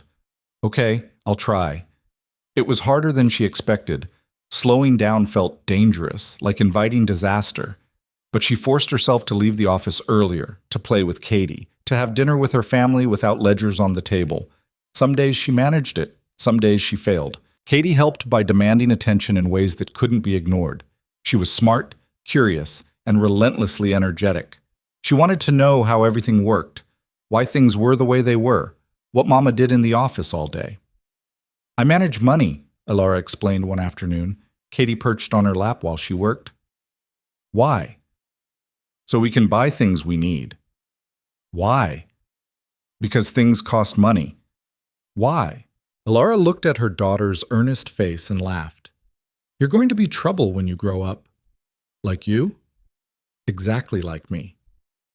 The thought was both terrifying and wonderful. Katie would face the same world Alara had, the same prejudices and limitations. But she'd also have advantages Alara never had: education, resources, parents who believed in her completely. "Can I learn to do what you do?" Katie asked. "Someday, when you're older." "How much older?" "A few years." "That's forever." Alara smiled. "It'll go faster than you think." But she started teaching Katie small things: how to count money, how to write numbers neatly, how to organize information. Katie absorbed it all with the same intensity Alara recognized in herself. Sarah noticed. "She's got your head for it," she said, watching Katie sort coins by denomination without being asked. "Scary, isn't it?" "Terrifying. The world won't know what hit it." That summer, the railroad announced plans to expand through their county. The news sent shockwaves through the community. Railroad access meant easier shipping, better prices, connection to larger markets. It could transform the entire economy. It could also destroy it. Big operators would have even more advantage. Small ranches might get squeezed out entirely. The cooperative met to discuss strategy. The debate was heated. Some saw opportunity, others saw threat. Alara listened to both sides, her mind already working through scenarios. "We need to position ourselves as the preferred local supplier," she said finally. "Build relationships with the railroad buyers before they get here. Lock in contracts that protect our prices." How do we do that? Thomas asked. We go to them. The railroad office is in Capital City. We send a delegation, make our case directly. Who goes? Everyone looked at Alara. She'd become the de facto leader of the cooperative, the one they trusted to negotiate. It should have felt like victory. Instead, it felt like pressure. I'll go, she said. Sarah comes with me, and one of the ranchers to represent the group. They chose Thomas, partly for his steadiness, partly because his near failure and recovery made him invested in success. The three of them took the train to Capital City, a journey that felt both exciting and nerve-wracking. The city was overwhelming. Alara had been to town, even to the county seat, but this was different. Buildings rose 3 and 4 stories, streets packed with people, noise and motion everywhere. Katie would have loved it. Caleb would have hated it. The railroad office was intimidating. Mahogany desks, leather chairs, men in expensive suits who looked at them like curiosities. A woman in the meeting was unusual enough. A woman leading the meeting was apparently unprecedented. The buyer they met with, a Mr. Harrison, made his skepticism clear from the start. I appreciate you coming all this way, he said, his tone suggesting otherwise. But we typically work with established suppliers, larger operations. We represent 20 ranches, Alara said evenly. Combined, we produce more cattle than Strand Enterprises, and our quality is higher. Bold claim. Provable fact. We can provide documentation, references, samples if needed. She laid out the numbers with precision, showing their production capacity, quality metrics, pricing structure. Sarah backed her up with detailed records. Thomas spoke to the practical realities of ranching, the care they took with their herds. Harrison listened, his expression slowly shifting from dismissive to interested. This cooperative model, he said. How long has it been operational? 5 years. Started during the drought as a survival mechanism. Proved so effective we formalized it. And you coordinate all their operations? I coordinate the financial and contract side. Each ranch maintains independence, but we negotiate collectively. Interesting. He leaned back in his chair. I'll be honest, Mrs. Rourke, this is unusual, but unusual doesn't mean bad. If your numbers hold up to scrutiny, we could work something out. They left with a provisional agreement. Pending verification of their claims, the railroad would give them preferred supplier status for the first 2 years of operation. It was more than Alara had hoped for. On the train ride home, Sarah was grinning. Did you see his face when you corrected his math? I thought Thomas was going to laugh out loud. I almost did, Thomas admitted, but I figured that wouldn't help negotiations. They arrived back in Randsburg late, tired but triumphant. Caleb met them at the station with Katie, who threw herself at Alara with the drama only a 5-year-old could muster. You were gone forever. 3 days, sweetheart. That's forever. Alara held her daughter close, breathing in the smell of sunshine and childhood. This was what it was all for, not just the money or the success, but the security. Making sure Katie never had to stand at a counter and count coins, never had to depend on a stranger's charity, never had to feel small. The railroad contract transformed everything. With guaranteed access to larger markets, the cooperative could plan long-term investments. They upgraded equipment, improved breeding stock, built better infrastructure. The success drew attention. Other counties started forming similar cooperatives, reaching out for advice. Alara found herself traveling more, consulting with groups trying to replicate their model. It was satisfying work, helping others find the same independence they'd fought for. But it meant time away from home, time away from Katie. I don't like when you leave, Katie said one morning, watching Alara pack. I know, baby. I don't like it either. Then don't go. I have to. People are counting on me. I'm counting on you too. The guilt was sharp. Alara sat down on the bed, pulled Katie close. You're right. You are. And you're more important than any meeting. Really? Really? So how about this? No more trips for a while. I stay home, we spend time together, and anyone who wants advice can write me letters. Katie's face lit up. Promise? Promise.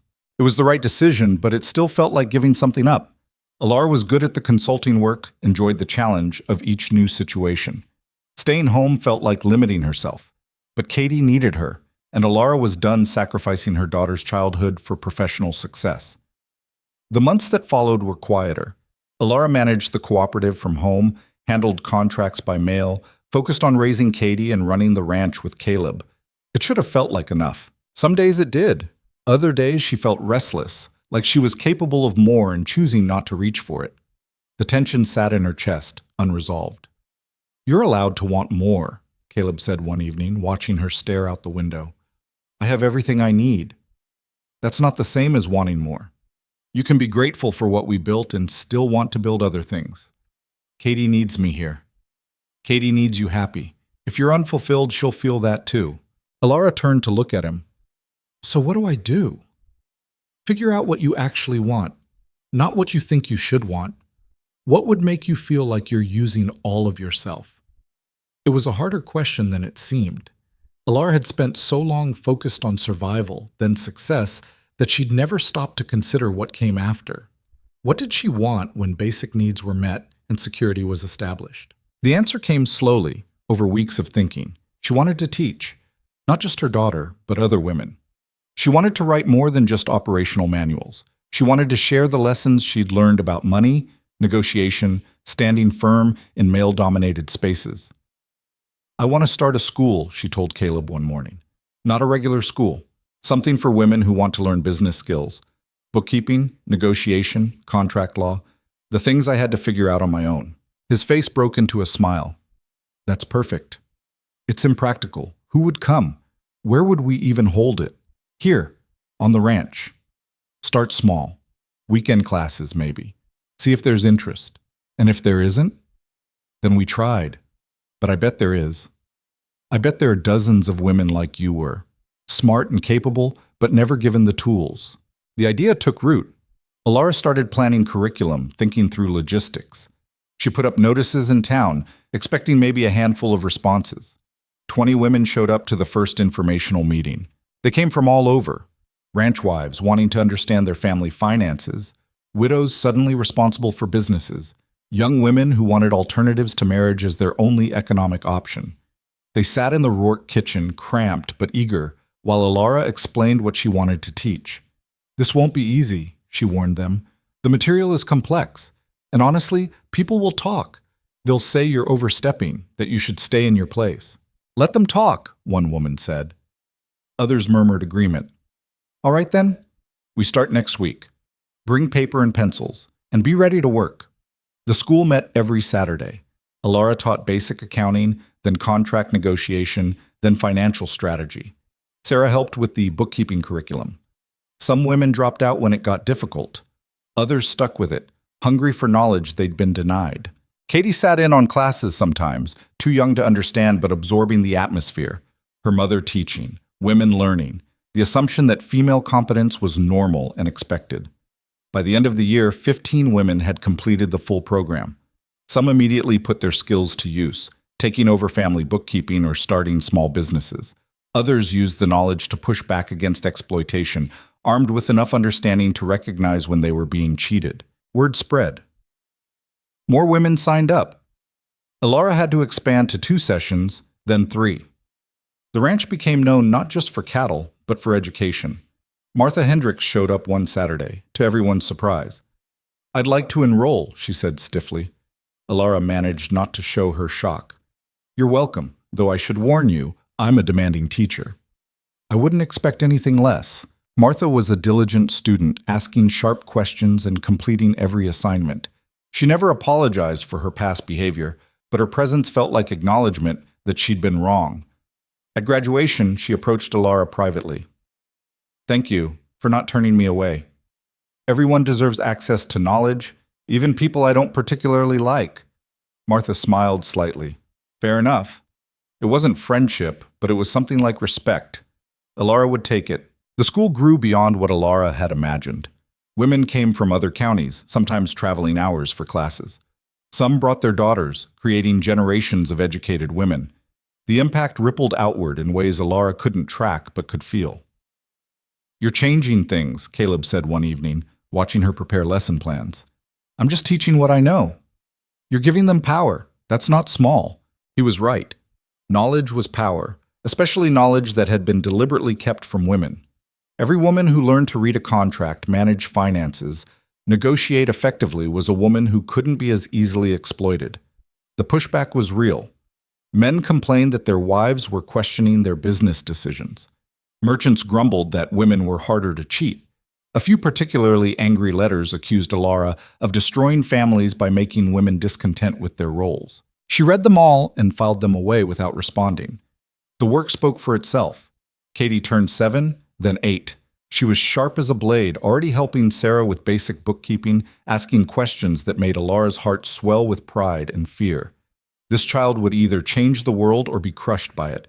Alara was determined it would be the former. "Can I teach a class?" Katie asked one day. "You're 8. "I know how to do basic accounting. I could teach the younger girls." Alara considered it. Katie did know the material, and she had a natural teaching ability. "All right, we'll try it, but you have to prepare properly, just like me."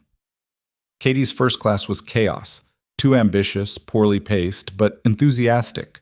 The students were girls her age, daughters of current students. By the 3rd session, Katie had found her rhythm. By the 6th, she was genuinely good at it. Alara watched her daughter teach and saw the future. Katie wouldn't have to fight the battles Alara had fought. She'd have education, resources, support. She'd start from a position of strength rather than scrambling for survival. That night, Alara sat on the porch with Caleb, watching the sun set over their land. "We did it," she said quietly. "Did what?" "What we set out to do. We built something that lasts, something bigger than us." Caleb took her hand. "We're not done yet." "No," she agreed, "but we're far enough along to see it's working." The land stretched out before them, rich with possibility. Behind them, their home was full of light and voices. Sarah going over next week's curriculum, Katie organizing her teaching materials, the sounds of a life well lived. It had started with one coin. One moment of kindness that became partnership, that became love, that became legacy. The missing coin had become everything. The letter arrived on a Tuesday morning, official-looking with a county seal. Alara opened it while Katie practiced her penmanship at the kitchen table, Caleb mending tack by the window. She read it twice before the words fully registered. "They want to close the school," she said. Caleb looked up. "What?" "The county board. They're citing some regulation about unlicensed educational institutions, saying we need proper certification or we have to shut down." Katie's pencil stopped moving. "They can't do that." "They can. They are." Alara read the legal language again, feeling the familiar clench of anger in her chest. "There's a hearing in 2 weeks." The timing wasn't coincidental. The school had been running for 3 years now, educating over 100 women. That kind of change made people nervous, especially men who preferred women ignorant and manageable. Sarah arrived within the hour, having heard through the network that spread news faster than telegraph wires. "What do we do?" "We fight." Alara was already making lists, her mind shifting into strategic mode. "Get me the attendance records, testimonials from graduates, documentation of curriculum. If they want to play by regulations, we'll show them we meet every standard. And if we don't, then we'll challenge the standards themselves." The hearing was held in the county courthouse, a room packed with people on both sides. Women from the school and their families filled one half. On the other sat men Alara recognized, business owners who'd complained about educated wives, ranchers who resented the cooperative's success, officials who simply didn't like women stepping outside traditional roles. The board chairman, a florid man named Cyrus Blackwell, called the meeting to order. His bias was clear from the opening statement.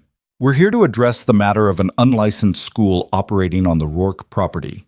Mrs. Rourke, you've been teaching courses in business and finance without proper credentials or approval. That violates county education statutes." Alara stood. "With respect, Chairman Blackwell, I've reviewed those statutes. They apply to primary schools for children. My program educates adult women in practical skills. That's not covered under the regulations you're citing." "The spirit of the law." "The spirit of the law isn't law. The letter is. And the letter says nothing about adult education programs." Blackwell's face reddened. "You're splitting hairs." "I'm reading what's actually written.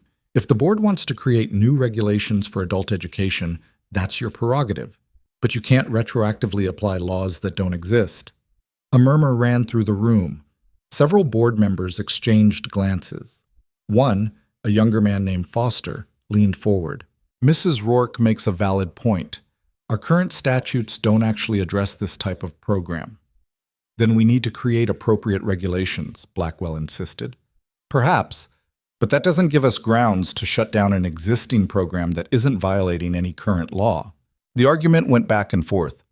Alara presented her documentation, curriculum outlines, student outcomes, testimonials from women who'd used their education to improve their families' financial situations.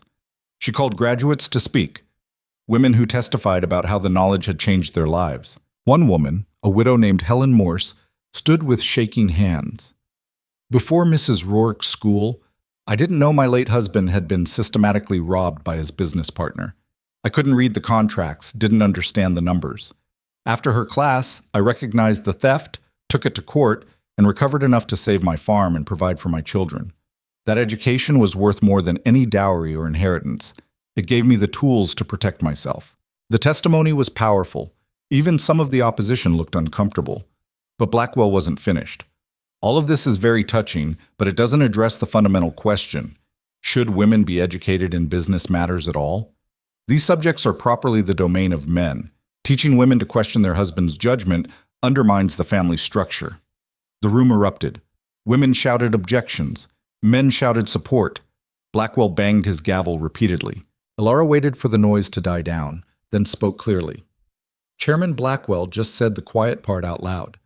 This isn't about regulations or proper licensing. It's about keeping women ignorant because educated women are harder to control. You want us dependent, manageable, silent. The school threatens that. That's not... It is exactly that. You just said it. You think business knowledge is properly the domain of men. Why? Because men are inherently smarter? Because women's brains can't handle numbers? Or because if women understand contracts and finances, they might notice when they're being cheated, exploited, or dismissed?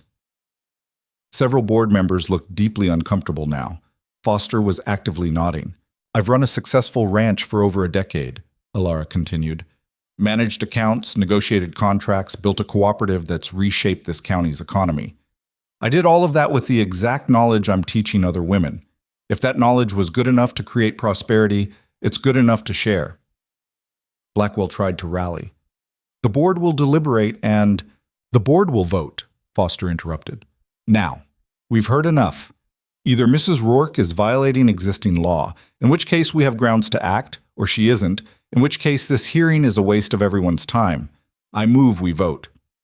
The vote was 4-3 in Alara's favor. Narrow, but enough. The school could continue operating. Outside the courthouse, women mobbed Alara with gratitude and relief. But the victory felt hollow. 4-3 meant half the board wanted her gone. The opposition hadn't disappeared, just retreated to regroup. They'll try again, Sarah said quietly. I know. Next time they'll be smarter about it.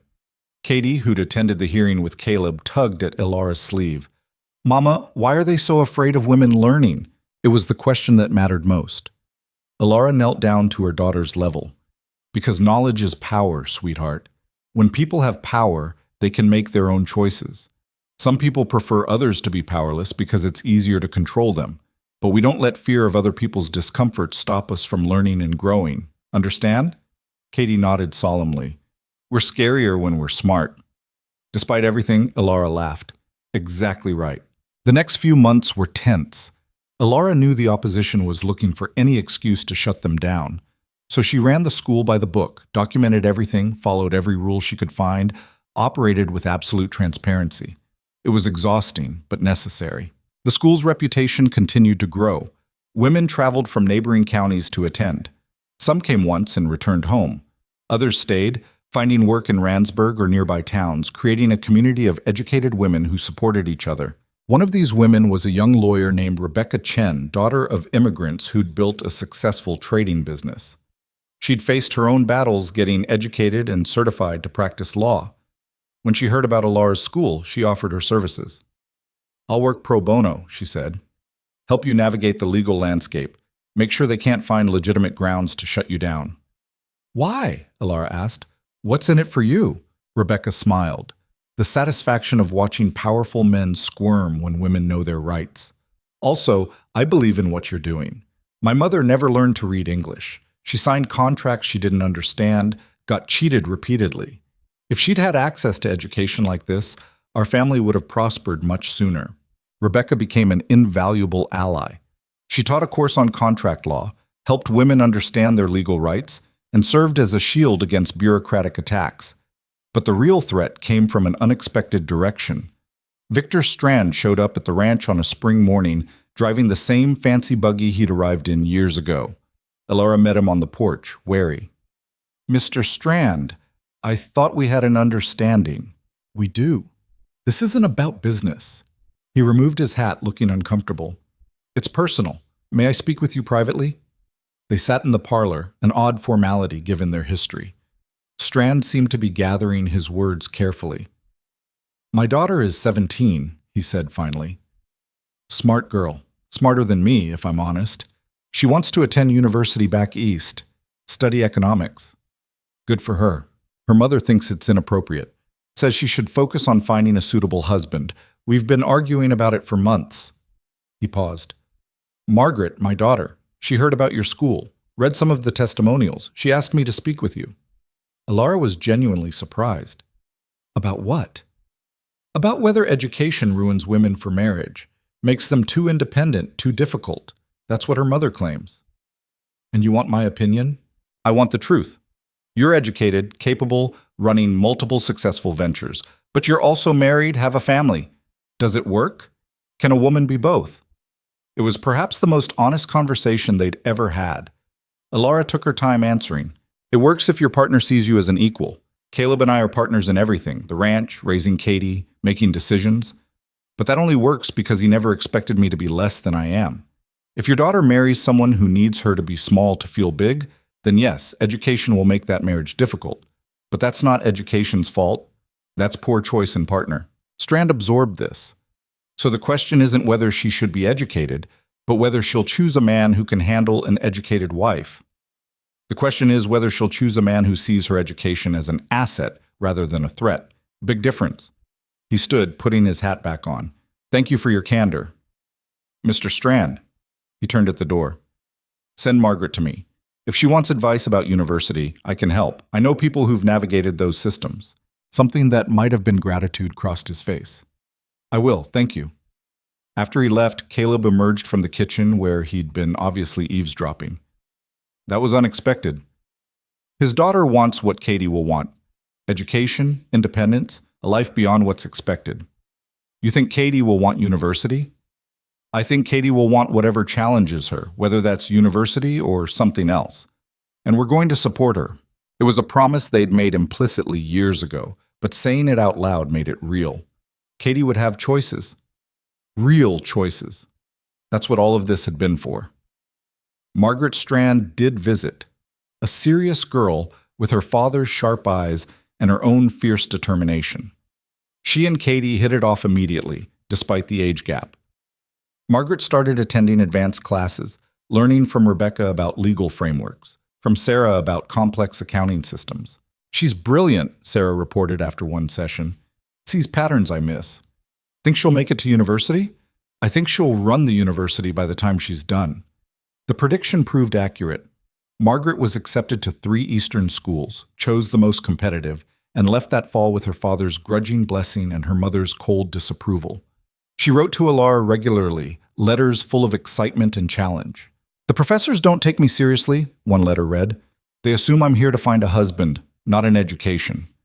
But I'm proving them wrong, one exam at a time. Thank you for showing me this was possible."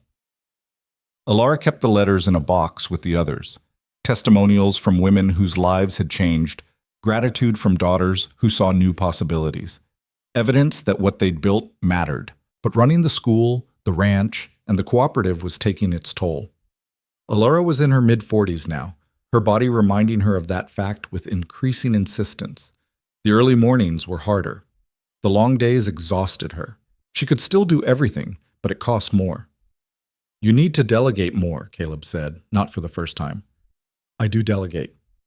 "You delegate tasks. You don't delegate responsibility." "There's a difference." He was right. Elara still held the ultimate authority over everything, still made every significant decision. It had started as necessity. No one else understood the systems she'd built. but it had become habit, then control.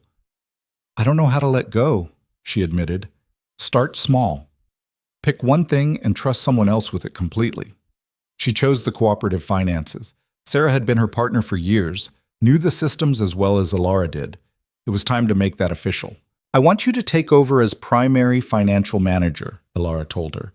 Not just bookkeeping. Strategy, contract negotiations, the works. Sarah's eyes widened. Really? You're ready. You've been ready. I've just been too controlling to admit it.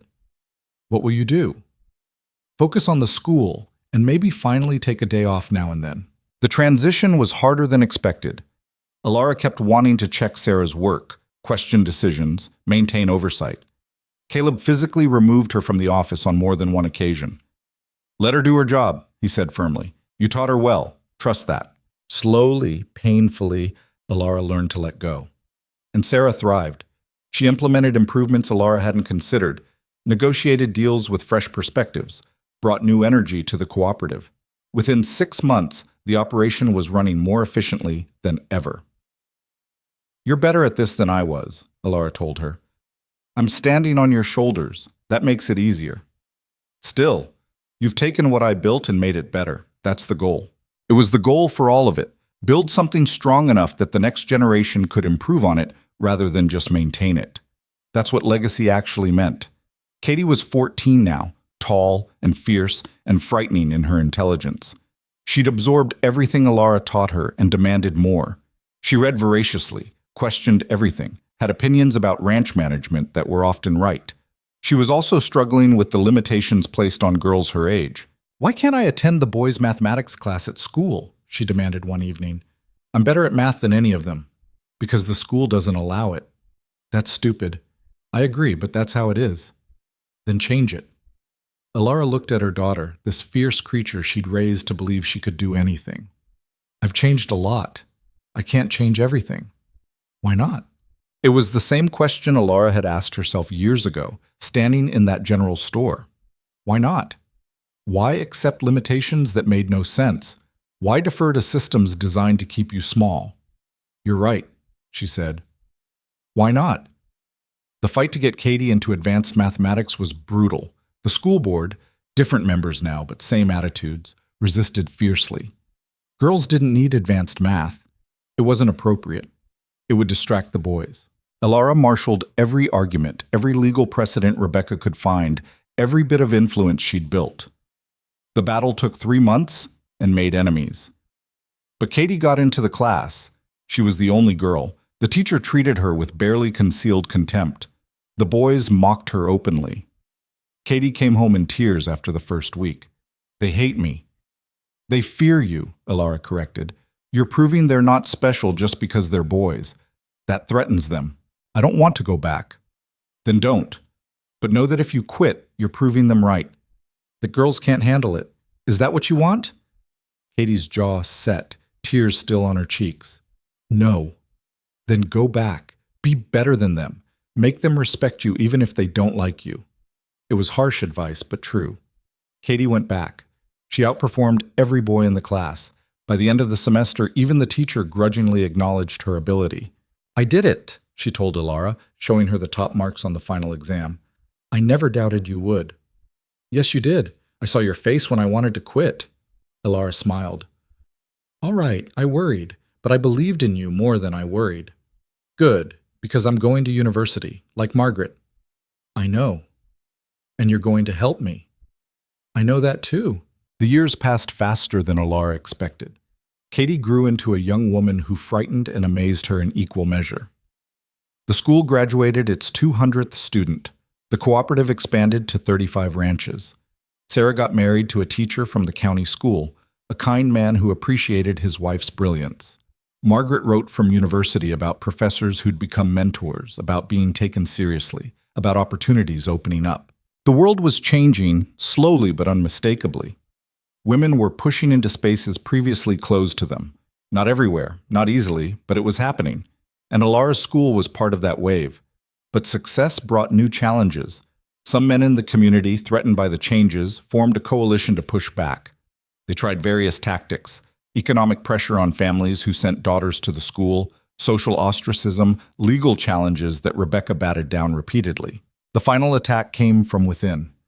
A student named Patricia Wells had been struggling with the material, growing increasingly frustrated. Her husband, a cruel man named Donald, had opposed her attendance from the start. One evening, he showed up at the ranch drunk and furious. "You're destroying my marriage," he shouted at Alara. "My wife thinks she knows better than me now, questions every decision, won't respect my authority." Caleb stepped between them. "You need to leave." "She turned Patricia against me, filled her head with dangerous ideas." "I taught her to read contracts and manage finances," Alara said evenly. "If that threatens you, the problem isn't the education."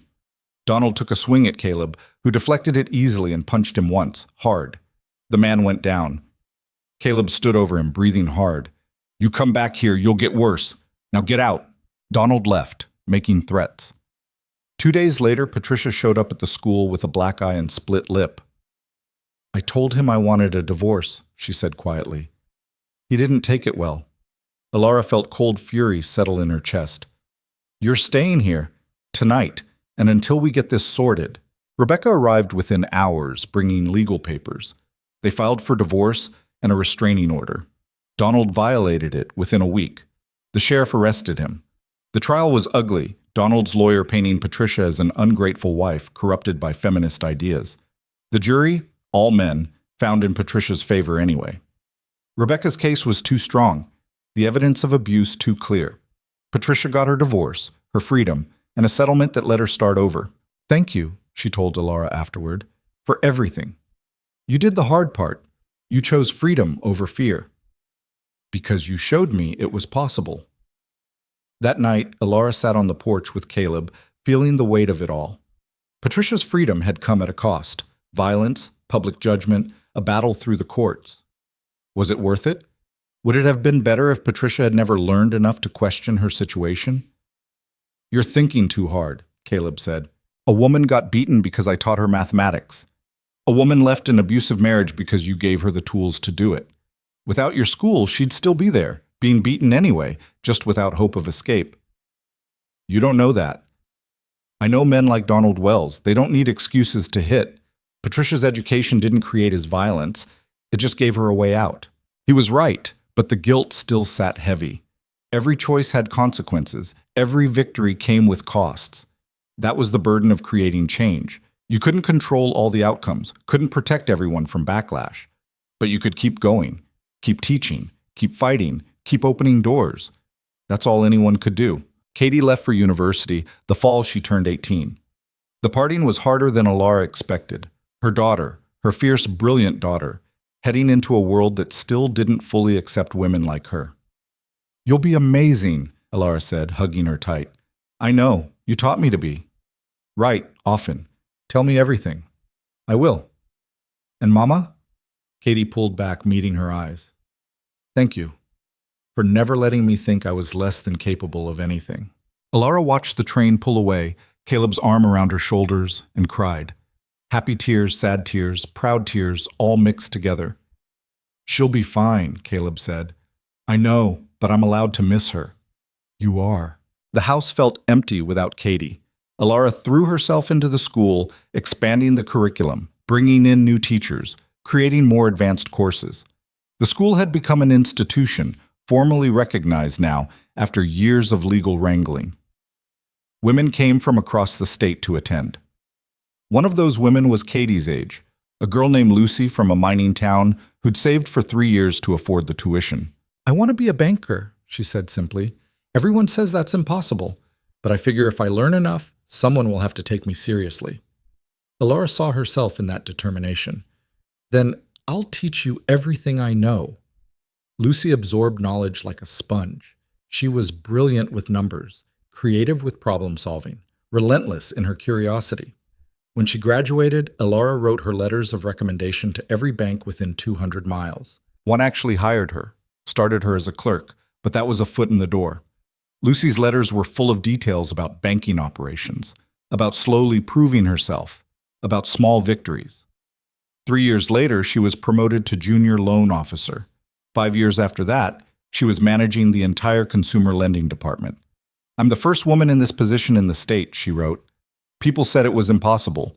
You showed me impossible just meant no one had done it yet." Stories like Lucy's made everything worth it. Every fight, every sacrifice, every moment of doubt. They were changing what was possible, one woman at a time. Alara was in her 60s when the national women's suffrage movement finally reached their corner of the frontier. Organizers came through, giving speeches, recruiting supporters. The whole county was divided. Fierce advocates on one side, equally fierce opponents on the other. "You should speak," Sarah urged. "Your voice carries weight." "I'm not a politician." "You're a woman who built something from nothing, who proved women could succeed in business, could educate themselves, could stand up to power. That's more persuasive than any politician." The rally was held in the town square on a Saturday afternoon. Hundreds of people showed up, supporters and opponents both. Alara stood on a platform, looking out at faces she'd known for decades, women she'd taught, men who'd opposed her, the whole complicated community she'd been part of for so long. "I'm not here to tell you how to vote," she began. "I'm here to tell you what I've learned in 40 years of fighting for the right to be taken seriously. When I first came to this town, I was one coin short of survival. One coin. That's how close I was to having nothing.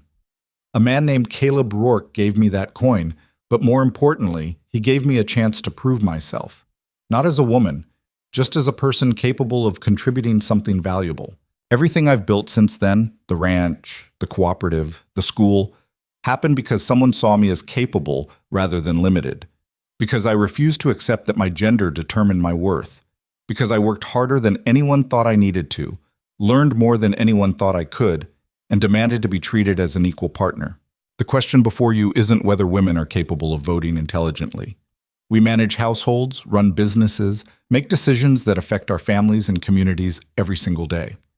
The question is whether you're willing to recognize what women have already been doing and give us formal voice in the political process that governs us. I'm not asking for special treatment. I'm asking for what I've always asked for, to be judged on merit rather than assumptions, to be given the same opportunities to succeed or fail that men receive without question, to be seen as fully human, fully capable, fully deserving of equal participation in democracy. You can vote against this. You have that right. But I want you to think about the women in your lives, your mothers, wives, daughters, sisters. Think about their intelligence, their capability, their contributions. Then ask yourself why those qualities should be recognized everywhere except the voting booth. That's all I have to say. Thank you for listening. The response was mixed. Cheers from supporters, stony silence from opponents. But she'd said what needed saying. The rest was up to voters. The referendum failed, not by much, but enough to sting. Alara wasn't surprised, but disappointment settled heavy anyway. "It'll come," Rebecca said. "Maybe not this year, but soon. You planted seeds, they'll grow." She was right. 3 years later, another referendum passed by a narrow margin. Women in their county got the vote. Alara was 65, Caleb was 70, and they walked to the polling station together on that first election day. Alara filled out her ballot with hands that shook slightly. Not from age, though that was coming, from the weight of what this represented. All the fights, all the battles, all the years of being told she couldn't, shouldn't, didn't deserve to, all of it leading to this moment. She cast her vote and walked out into the sunshine where Caleb waited. "How does it feel?" he asked. "Strange. Powerful. Like something that should have always been possible finally is." They walked home hand in hand, their steps slower than they used to be, but still steady. The ranch came into view, the buildings they'd built and rebuilt, the land they'd made productive through sheer, stubborn determination. Sarah ran the cooperative now. A former student named Hannah managed the school. Katie was finishing her graduate degree, already talking about teaching economics at a university level. Margaret Strand had become a lawyer working on women's rights cases across the state. The legacy wasn't just in what Alara had built, but in what others were building from that foundation. That was the real victory. Not that she'd succeeded, but that she'd made it easier for others to succeed after her. Katie came home that summer, bringing her fiancé, a shy mathematics professor who clearly adored her and, more importantly, wasn't threatened by her brilliance. They were married in the fall, a small ceremony on the ranch. "You raised an amazing woman," the young man told Alara at the reception. "I raised a human being and let her become whoever she was meant to be." Katie did the rest herself. Still, thank you for showing her it was possible. Elara watched her daughter dance with her new husband, watched them laugh together like equals, like partners. That's what she'd fought for. Not just her own freedom, but the freedom of women who came after to build whatever lives they wanted. Caleb found her watching. Happy? Exhausted, relieved, terrified for what's coming, but yes, happy. Good, because I have something for you. He handed her a small box. Inside was a coin worn smooth with age. Is this the coin, the one I gave you in the store? I kept it all these years. Elara turned it over in her hands, remembering that moment, standing at Martha Hendrick's counter, one coin short, her pride and her survival balanced on a knife's edge. The moment everything changed. Why did you keep it? To remember what was possible. One small act of kindness, one coin. It became all of this. He gestured at the celebration around them, the ranch, the life they'd built. I wanted to remember that small things can become big things if you're willing to work for them. We worked for them. We did. And look what happened. Elara held the coin tight, feeling the weight of memory and meaning. It wasn't about the money. It had never been about the money.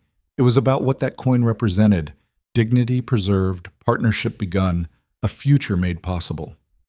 Thank you, she said quietly, for seeing me when I needed to be seen. Thank you for building something worth seeing. They stood together watching their daughter celebrate, watching students and cooperative members and all the people whose lives had intersected with theirs. The frontier town that had once felt hostile was now home, transformed by decades of small battles into something better than it had been. The work wasn't finished. It never would be. There would always be more fights, more challenges, more people needing the tools to stand up for themselves. But Elara had done her part. She'd proven it was possible. She'd created pathways others could follow. That night, lying in bed with Caleb beside her, Elara thought about that young woman who'd walked into a general store with 7 coins and a desperate kind of pride. She'd been so afraid then, afraid of failing, afraid of judgment, afraid of being nothing. She'd learned that fear never disappeared. You just learned to act despite it. You built things bigger than your fear. You helped others do the same. And eventually you looked back and realized fear hadn't controlled your choices after all. The missing coin had become a ranch, a cooperative, a school, a legacy. It had become proof that circumstances didn't define you. Choices did. That intelligence and determination could overcome prejudice and limitation.